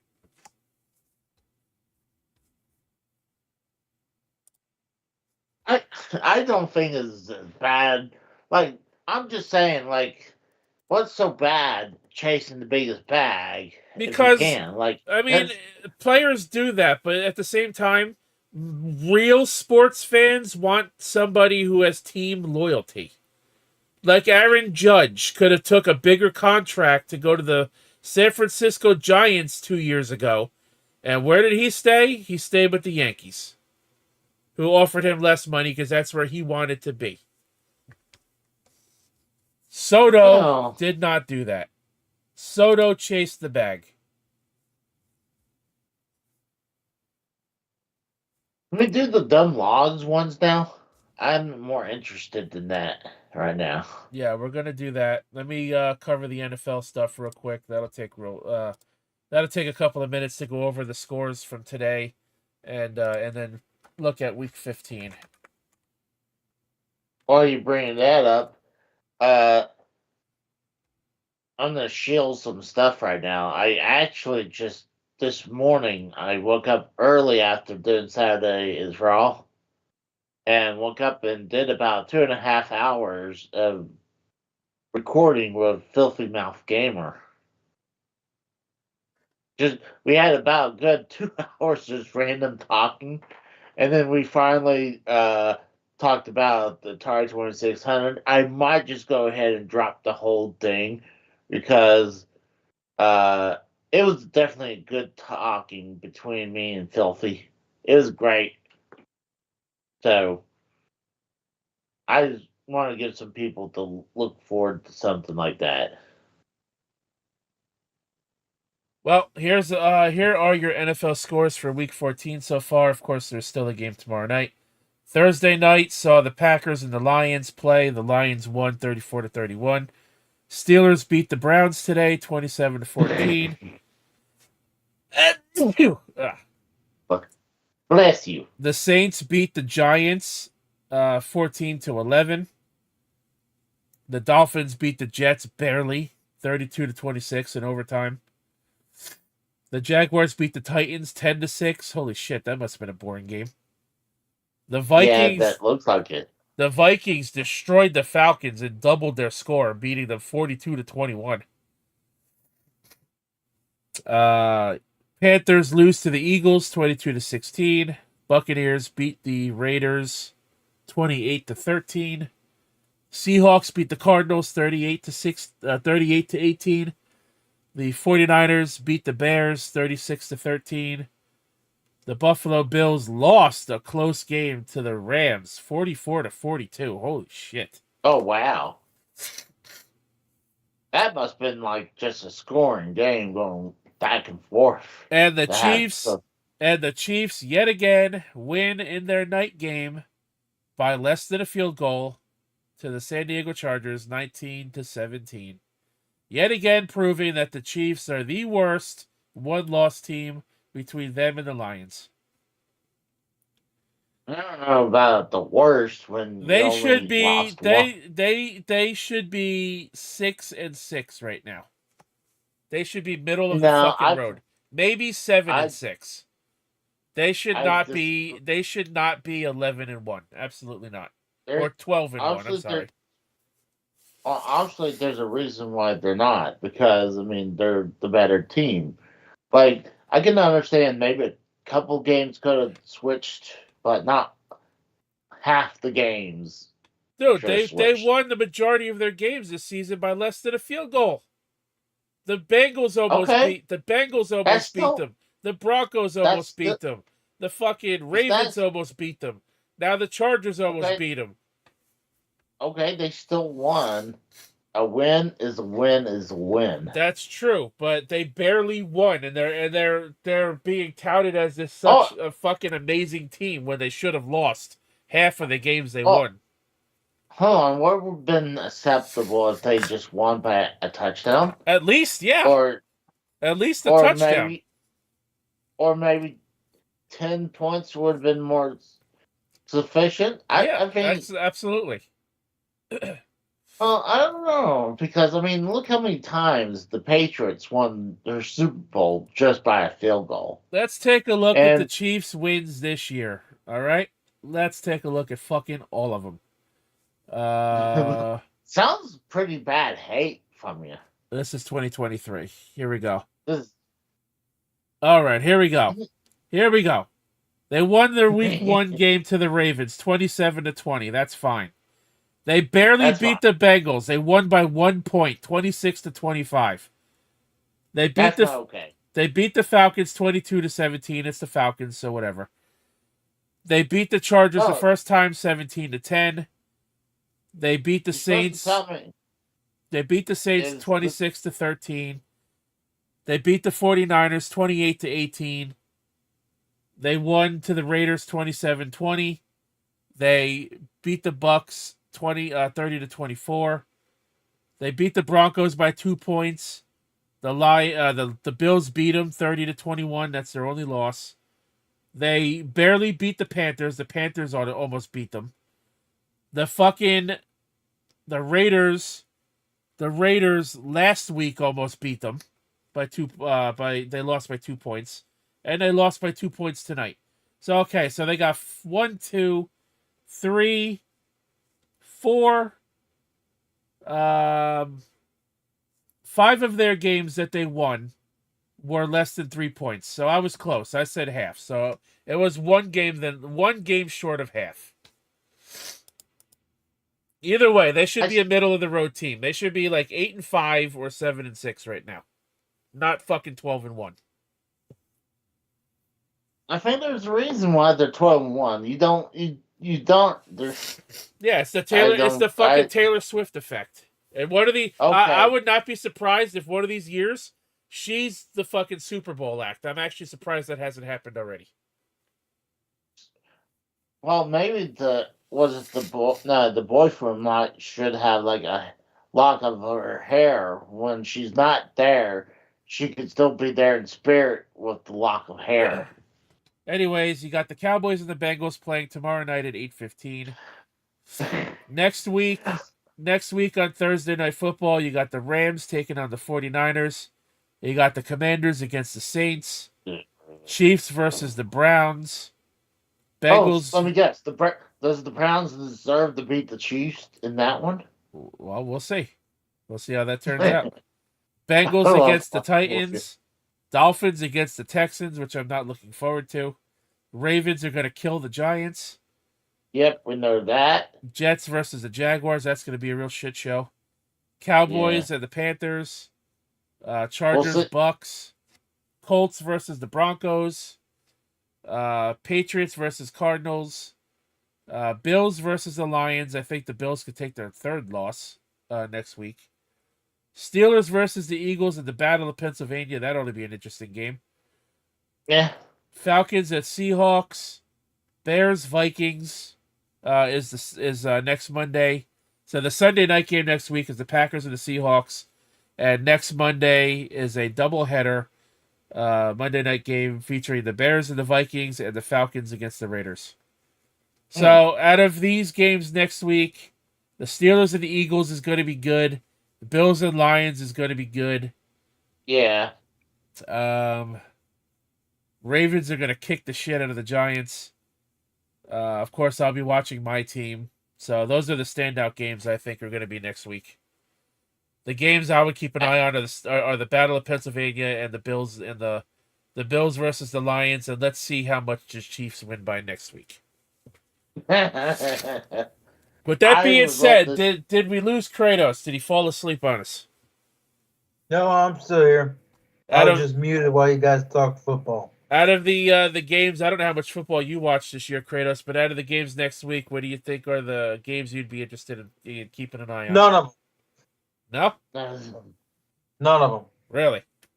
All right. Well, I'm not that big on football these days. College football is one thing. NFL, no. All right. No. I'm not agree with your assessment, Rose. The Pennsylvania games and the Bills and Lions. All right. Well, I'm not, and honestly, if my wife would still be alive, she would be rooting for her Panthers over my Cowboys. So, be interesting about that one. all right. Next and last topic. 60 weird laws around the world. Don't worry, we're not doing all 60 of them. Don't worry. Is that the kid from Willy Wonka? The Charlie right there on the right? I have no idea. That's Charlie. He got arrested. Well, that's what happens when you try to steal the everlasting God stopper. All right. Criminal. So here we go. We're gonna only do like the first 20 of these, and then we'll revisit this list and finish it another time. But we'll do like the first 20. First one: it is illegal to chew gum in Singapore. Sometimes we all suffer when fools break rules, and vandals use chewing gum to mess with the mass rapid transit system, and the housing department board spent $150,000 a year to clean gum litter. Singapore banned all gum substances in 1992. Anyone importing or selling or marketing gum in Singapore can get fined and or jail time, with the exception of nicotine and dental gums offering therapeutic values. You know what makes sense, because how much are you sick when you touch something and there's dried up gum? So, you know what? I think that almost makes sense, or at least discarding gum should be illegal, and if you get caught, you should be punished. Next one. Canadian radio stations must play Canadian artists. Oh, wow. Fuck That's everybody a little else. anal. Canadians can only listen to Canadian music. The Canadians are a patriotic bunch, so much so that all Canadian radio stations are required by law to play Canadian artists on their airwaves at least 35% of the time, especially during the hours of 6 a.m. to 6 p.m. Monday through Friday. This means that in an hour of radio during the work week, you'll hear more than 20 minutes of artists like Nickelback, Alanis Morissette, Celine Dion, Michael Bublé, and Justin Bieber. Bublé. And Justin Bieber. All of them are proud Canucks. First off, that's fuck just Justin Bieber. Yeah, right? Fuck Justin Bieber. That's insane. Imagine if we He's only better off pulling his best JR impersonations at this point now. Jesus.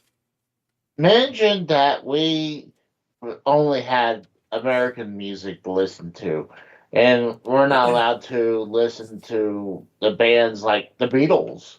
Right. Like, so I think that is so stupid. Rolling Stones is another example. Yeah. Next one. It is illegal to run out of gas on the German Autobahn. It should be illegal anywhere.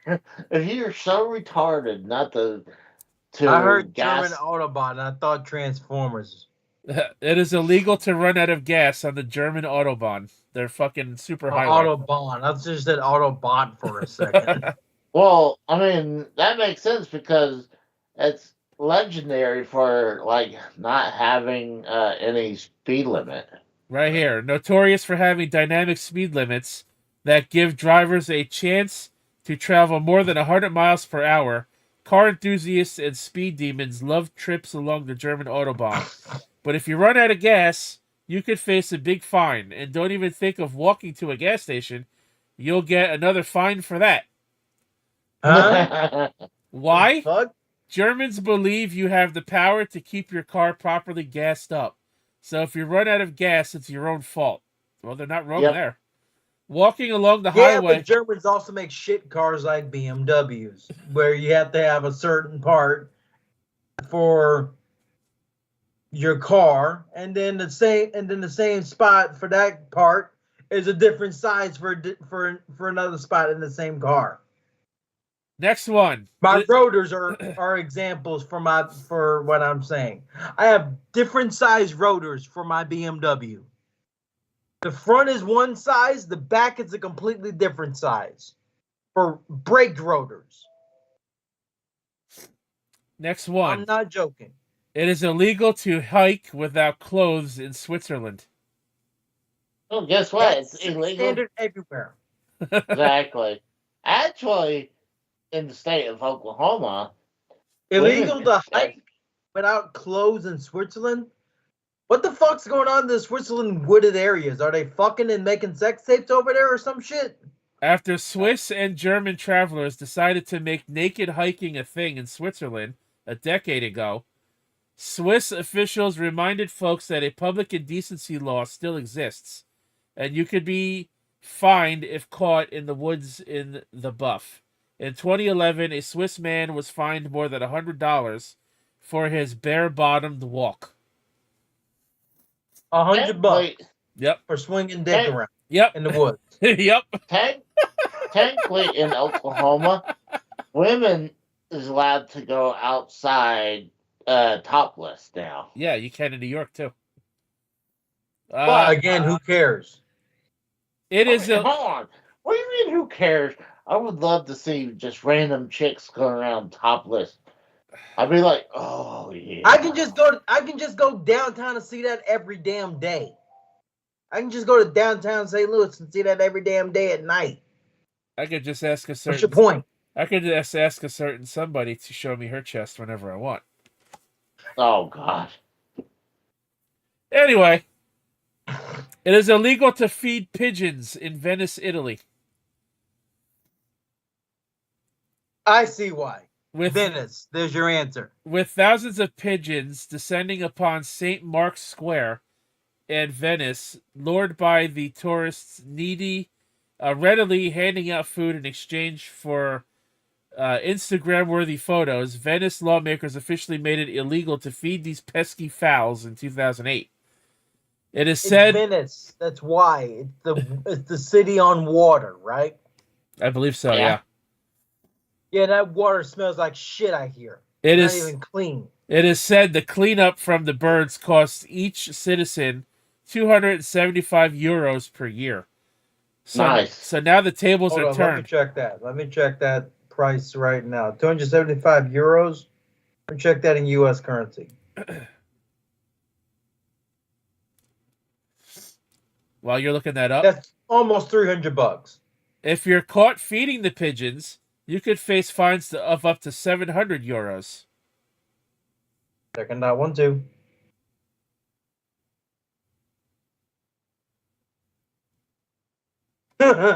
Almost $740 in U.S. currency. All right. Well, number 6. It is illegal to wear high heels to the Acropolis. To what? To the Acropolis, whatever that is. What the fuck is that? When packing for a trip to Greece, make sure you have the right shoes. The country banned high heels at the Acropolis in 2009, so no stilettos at the Parthenon. Not sure why anyone would want to make a trek around the ruins in dirt and heels. Surely it's tough to walk and will damage the shoes. But the Greeks put this ban in place to protect the ruins from damage caused by the sharp shoes. The ruins are nearly 2,500 years old, so be respectful and wear some soft-soled shoes when you visit. That makes sense. Now, I was wondering what the hell they were talking about. It's their, now I realize it's their more historical landmark ruins. Don't wear your Winnie the Pooh t-shirt in Poland. What? Yeah.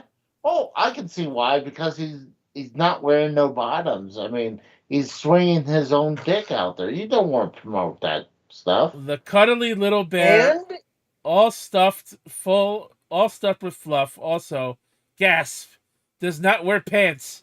Because of this, Poland issued a ban on Winnie the Pooh around playgrounds and schools, finding the AA mime character a bit too risque for the likes of impressionable children. Best to leave your bear attire at home if visiting this Eastern European country, just to be safe. Hold on, what about if you draw pants on Winnie the Pooh? Then is that okay? or maybe we just remove the shirt. Then is he technically still naked because he's a bear? All right, number 8. Men must wear Speedos on French beaches. I don't want to see this picture, but here you go. On what type of beaches? French beaches. No.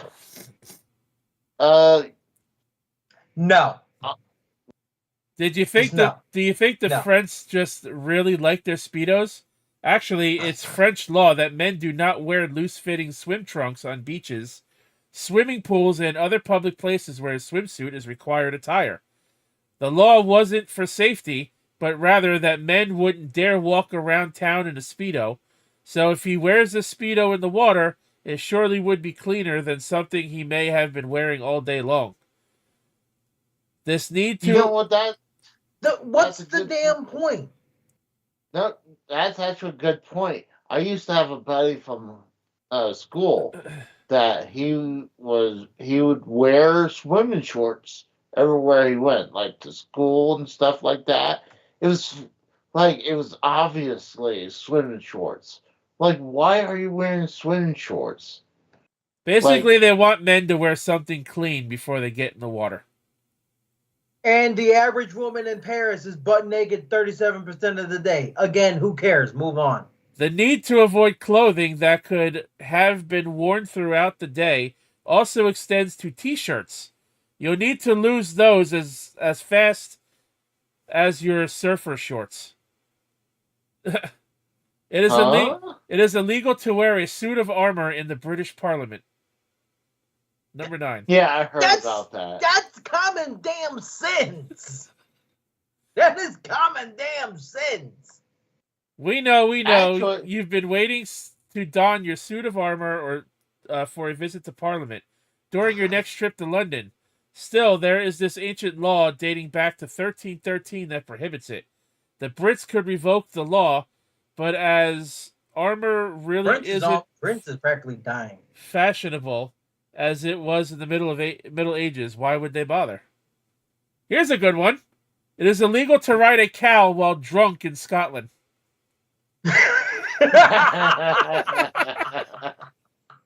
While drunk?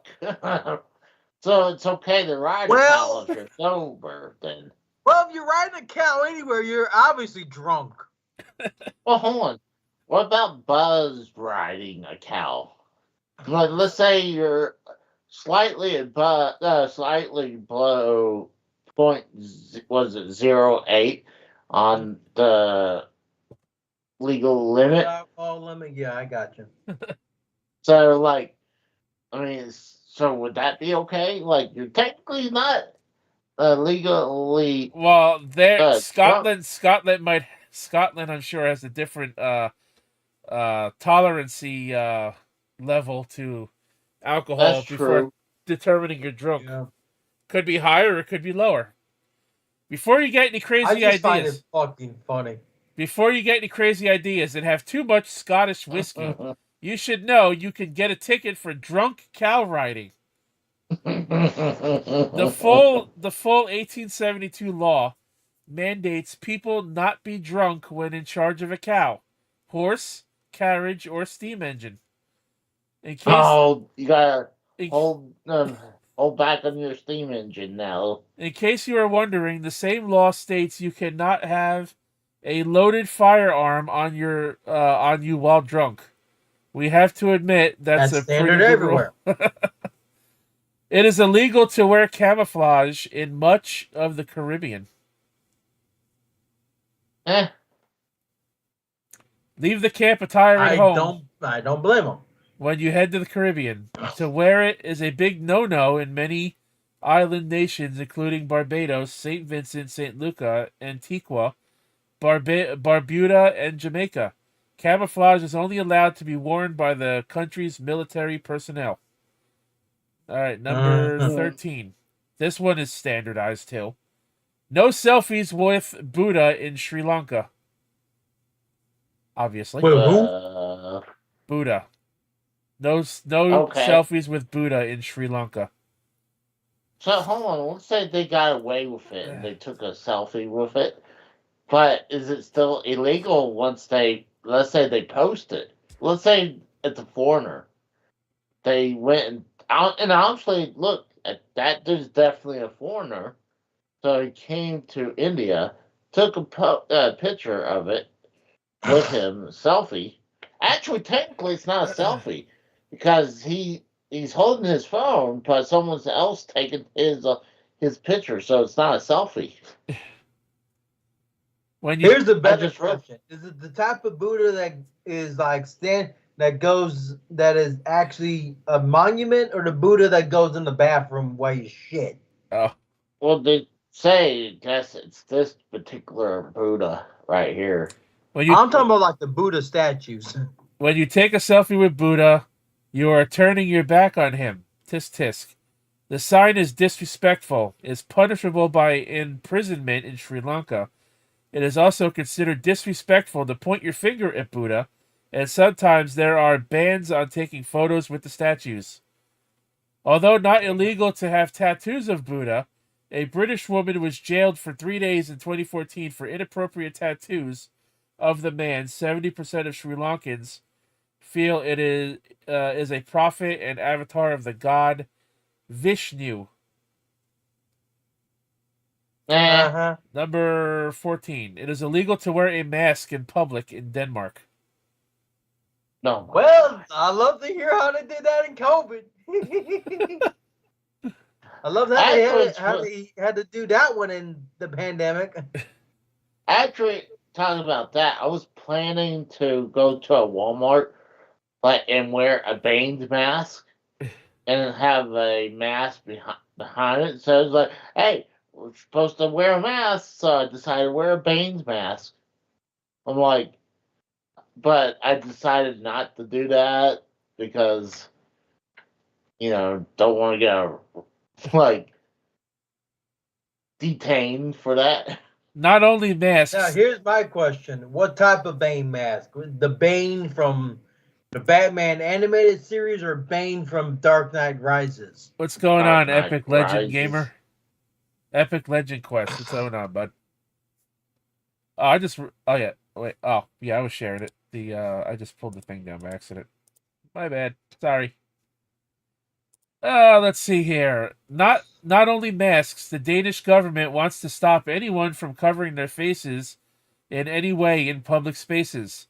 This includes masks, helmets, scarves, hats, fake beards, and even burqas. Did you say thick beards as well? Fake beards. Yep. Oh, fake beards. Okay. The controversial ban went into effect in August of 2018. Officials claim the ban helps to properly identify people during crowded events should anything negative happen and someone needs to be identified.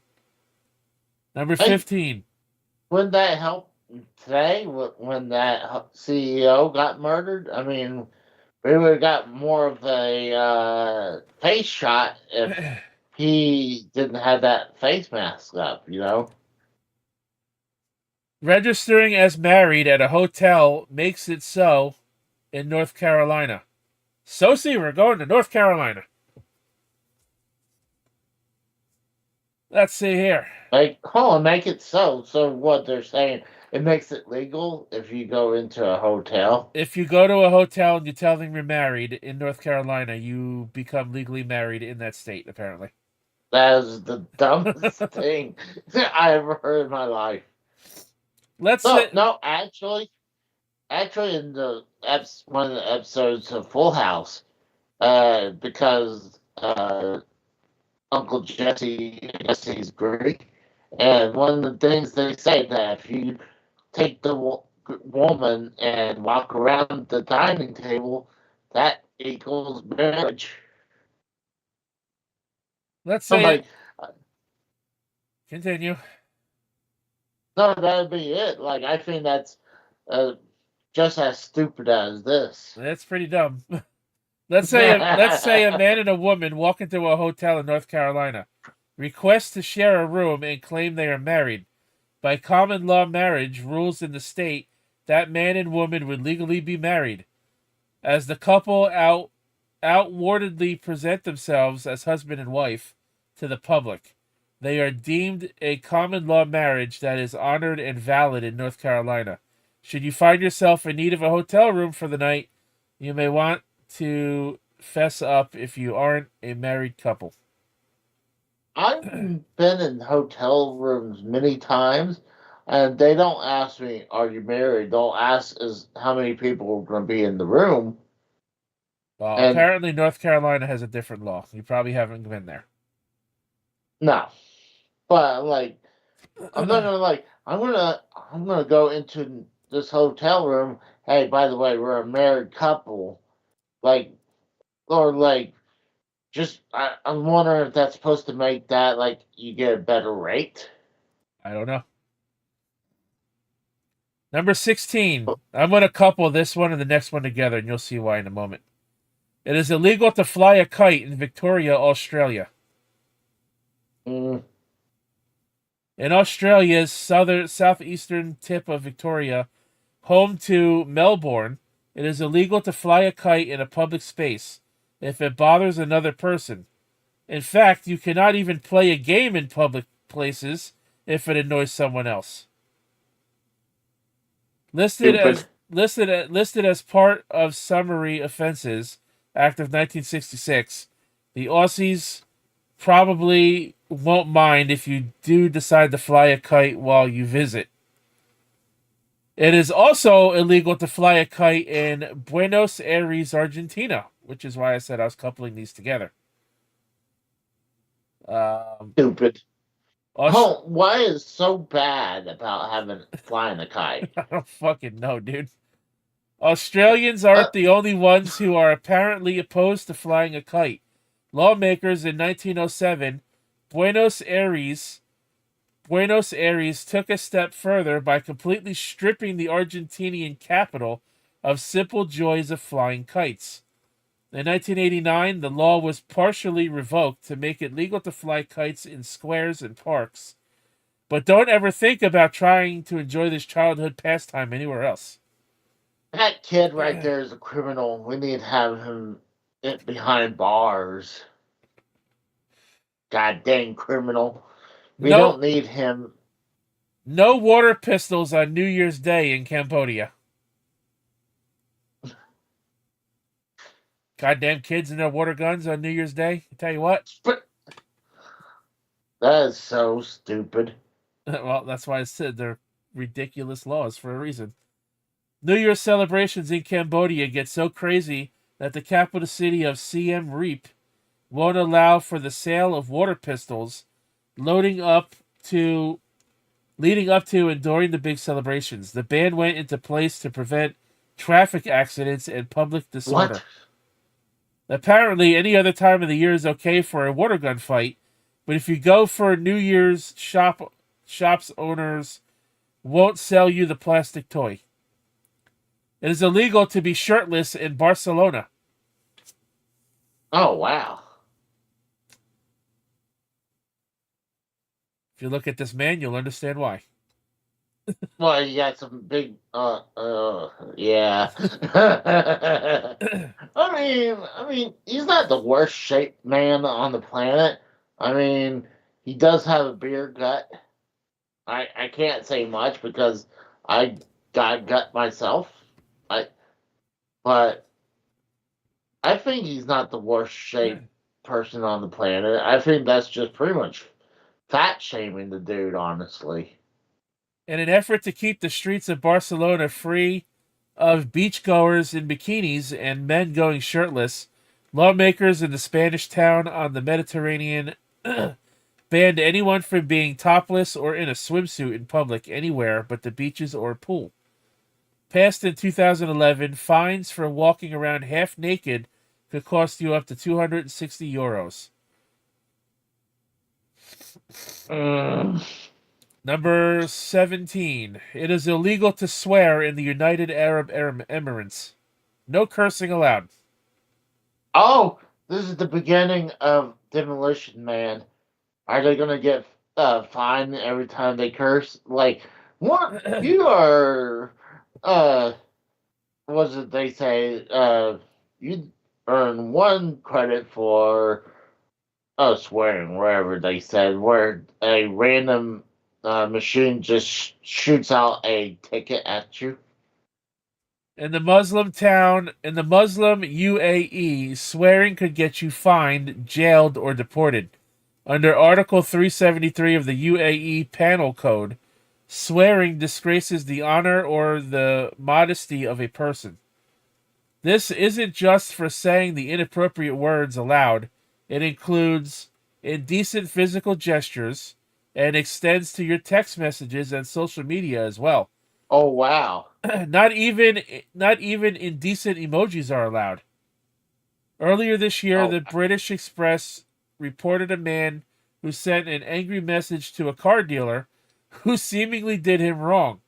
He was threatened with 3 weeks in jail for his choice of words.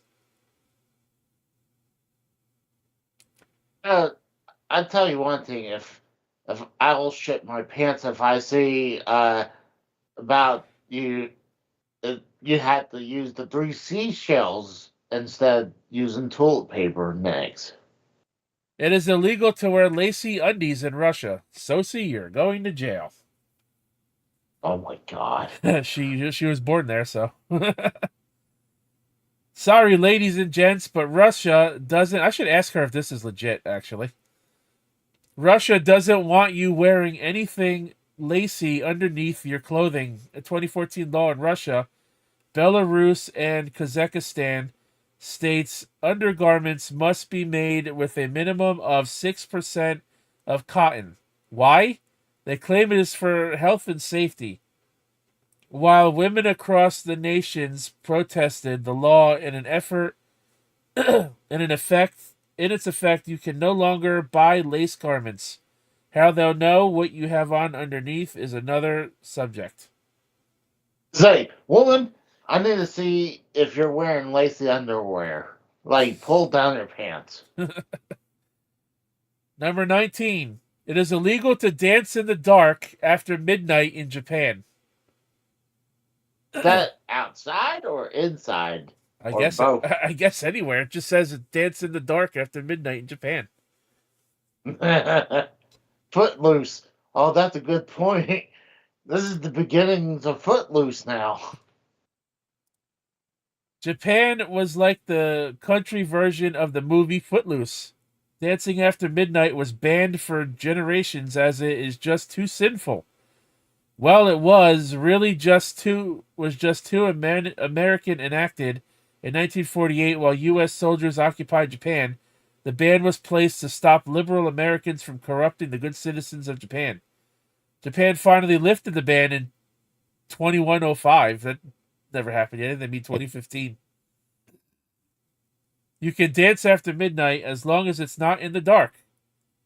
Revelers wanted to get their groove on after the clock strikes 12 need to do it in a well-lit nightclub. Number 20. Dumb. You must hang artwork in Wyoming buildings. So if you go to Wyoming, you're always going to see artwork on the walls, apparently. All right. In the great state of Wyoming, and public buildings erected must have art displayed valued at 1% of the building cost, although not to exceed $100,000. The artwork has to be approved as art, so hanging a picture sketched on a Post-it note won't do. And with that said, folks, that's going to be it for our show for tonight. I'm going to save this so we can continue this another day during our next show, because we still have 40 more laws to cover, and they get even more ridiculous than this. I'm down for it. Sure. So, without further ado, it is now a little after 1 o'clock in the morning. Casey, you want to plug any more of your shit? Kratos, you got anything you want to plug before we get the fuck out of here? Nope. I'm going to enjoy my day off tomorrow. Casey, you got anything else to plug? Yeah, want to go to my channel and make it a little easier. Yeah, there you go. I'm in the middle of editing the 2.5 hour episode with Filthy Mouth Gamer, but we had the first version of Christmas is Raw for Saturday is Raw. We're gonna do more of these themes, like for Saturday is Raw. I think it'd be interesting to change it up, make it Well, like Fourth of July. the Saturday before New Year's, you're gonna have to do New Year is Raw. That's right. New Year is Raw. You can see there's some music videos. I had a couple for Atari. Played the Zelda Those are all one made by game for AI, though, right? yes. Yeah. Did you mark these videos as including AI? Because if you didn't, you can get your shit in trouble for that. Why? Because it asks you on your content if your content includes any AI material. You've never seen that before? No. I can show you real quick. And then I'll go back to your channel. If you go here, right down here. Do any of the following describe your content? A real person appear or say, do anything they didn't say or do. Alters footage of a real place or event. Generates a realistic looking scene that didn't actually occur. Which includes music and every fucking thing else, unfortunately. So What does that say? Right here, where it says altered content. Right here. Altered content? Yeah.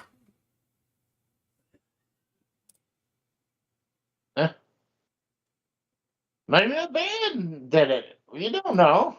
So I mean, there you go. Anyways, maybe back to your a channel. band did it. Maybe the band AI did it. You know. Back to your channel. Keep plugging your shit so we can get out of here. Well, I just did. Well, next Saturday we will be doing. Reacting to Saturday night's main event. So that, and then we're also thinking about setting a profile for Mikkel for Plenty of Fish and Tinder. Oh Jesus So Christ! Poor Mikkel. So that'd be. We're not going to use him where he's using blackface because obviously I think people would report that. But we're going to take actual photos from him and see if we can get him a date. Oh God. That ought to be a good challenge. Yeah.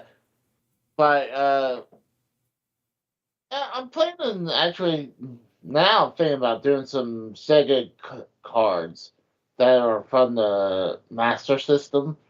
But I'm still currently doing Atari Jaguar games. I'm pretty much all over the board right now. So, but the biggest thing is the Saturday is we're all going to be doing Saturday night's main event, and look out for me and Filthy Mouth Gamer chatting. It's just we were chatting just about random stuff. I was thinking, Casey. I didn't know if you played the Tetris 99 Maximus Cup, which ends tomorrow. It's NES Tetris themed because Tetris is celebrating 40-year anniversary this year. Yeah. So I was thinking about making a Tetris retrospective video, a little bit along the lines of what the Gaming Historian did, but only like talking more about like a little bit of the history of Tetris, but then like talking more about the different versions of various Tetris games that have come out over the past 40 years. Yeah. So I was thinking of making that a video before June 6th of next year. Holler at me and maybe I'll have some information.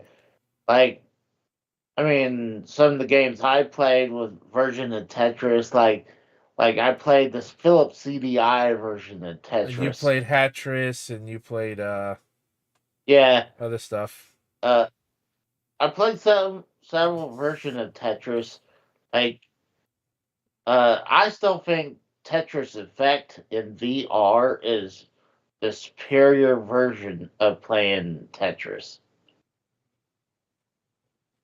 Tetris Effect itself is a great game, but playing it in VR is just breathtaking. Well, yeah, so that's what I was thinking of doing. I was going to see if I could get a hold of anybody and see if they wanted to record like a short video clip, like talking about, how much, how, if they like Tetris, what their favorite Tetris games are and stuff. And in your case, you could probably show off a couple of them if you wanted to, like a couple Yeah, of I can do the that. cartridges, like a couple of the cartridges you own and stuff, and I could put it in the video. Yeah. Yeah, I can do that. Sounds like a good idea. But other than that, you guys can go back and check out my previous streams. I have done. I just finished BioShock yesterday. Actually, whoops, that's my shorts. I just finished BioShock yesterday. I've been doing Sonic Shadow Generations, Stellar Blade. I started, which I'll be continuing later this week. My roommate requested I play BioShock and then decided not to watch me play it, so that was fantastic. So yeah, go back and watch these streams. That would be really cool. Tomorrow. Oh, how do you did he say, "Oh, I didn't get a chance to watch," or "I'm not planning to watch it"? Basically saying he didn't get a chance to watch, or he went to sleep before I started streaming, or some other bullshit. But so yeah, so go back and watch all those. Tomorrow night will be more Forza more Forza Horizon 5, as well as getting through more of Borderlands the pre-sequel. No stream on Tuesday. Wednesday, I'll probably get back into Stellar Blade, do part 2. Thursday, I don't know if I'm going to do Dragon Ball, Sparking Zero again, or more Sonic. No stream next Friday. Next Saturday, I'll be with you on your stream for Saturday night's main event, and then I may stream. I may go back and stream and finally finish Doom, because I have left that game hanging for a couple of months. So that's what I got. I got on the cards for next week. So come on. Saturday night's main event is going to look good. We have several title matches that night. Yeah. So that's what I got going on. So coming over, check out the channel. I always have something up there. But I think that's going to be the end of the show for tonight. If anyone's got any last words you want to say or whatever before we get on out of here, say it now. Or forever hold your peace. Yeah, and no N-words, goddammit. You're no fun. Can I pull Mikkel and be on live stream in blackface? What about that? No. I guess Kratos doesn't have anything else to say. So if I do have a question for you guys though. This is important. With Christmas obviously coming up, being now 16 days away because it is Monday the 9th. Since there's probably likely not going to be much of anything else to talk about for the rest of this month, do we do a show on December 22nd before Christmas? Do we wait until after Christmas, or do we just wait until the new year and bring the show back on the first Sunday in January? I'm free all week because I'm taking the week off on from work for vacation. I was originally planned for Christmas week. Okay. And I originally was planning to go Oklahoma City bombing memorial site, but it's been getting colder here, so I was thinking maybe I'll push that to the springtime. Because why to go down there and check it out in the cold, you know? Right.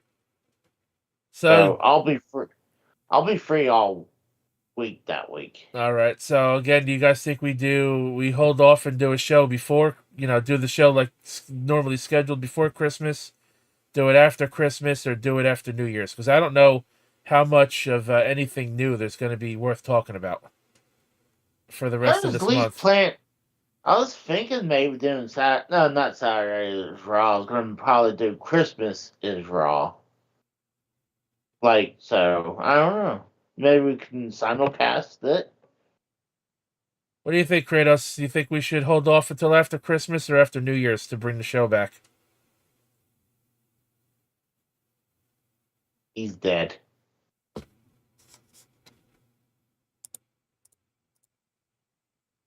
Oh, They got him. I didn't even realize you left. He Well, left. shit. Oh, I don't have Skype completely up. Yeah, I didn't either. That's why I just looked, because I didn't get an answer from him. Well, that was kind of shit for him to leave without saying anything.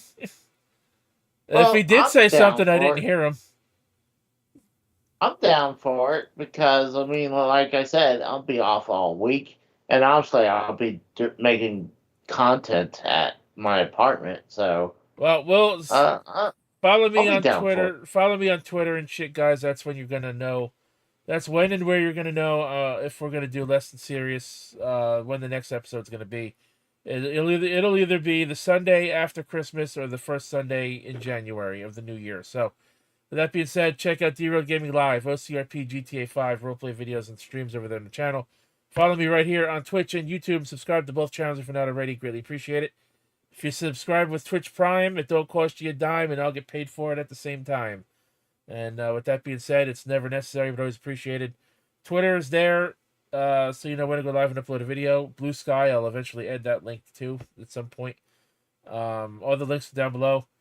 And yeah, I already said what I'm going to do upcoming next. So thanks for watching, everybody. Let's shout out the few people in chat. We only had Ghost, TSS, and Epic Legend Quest.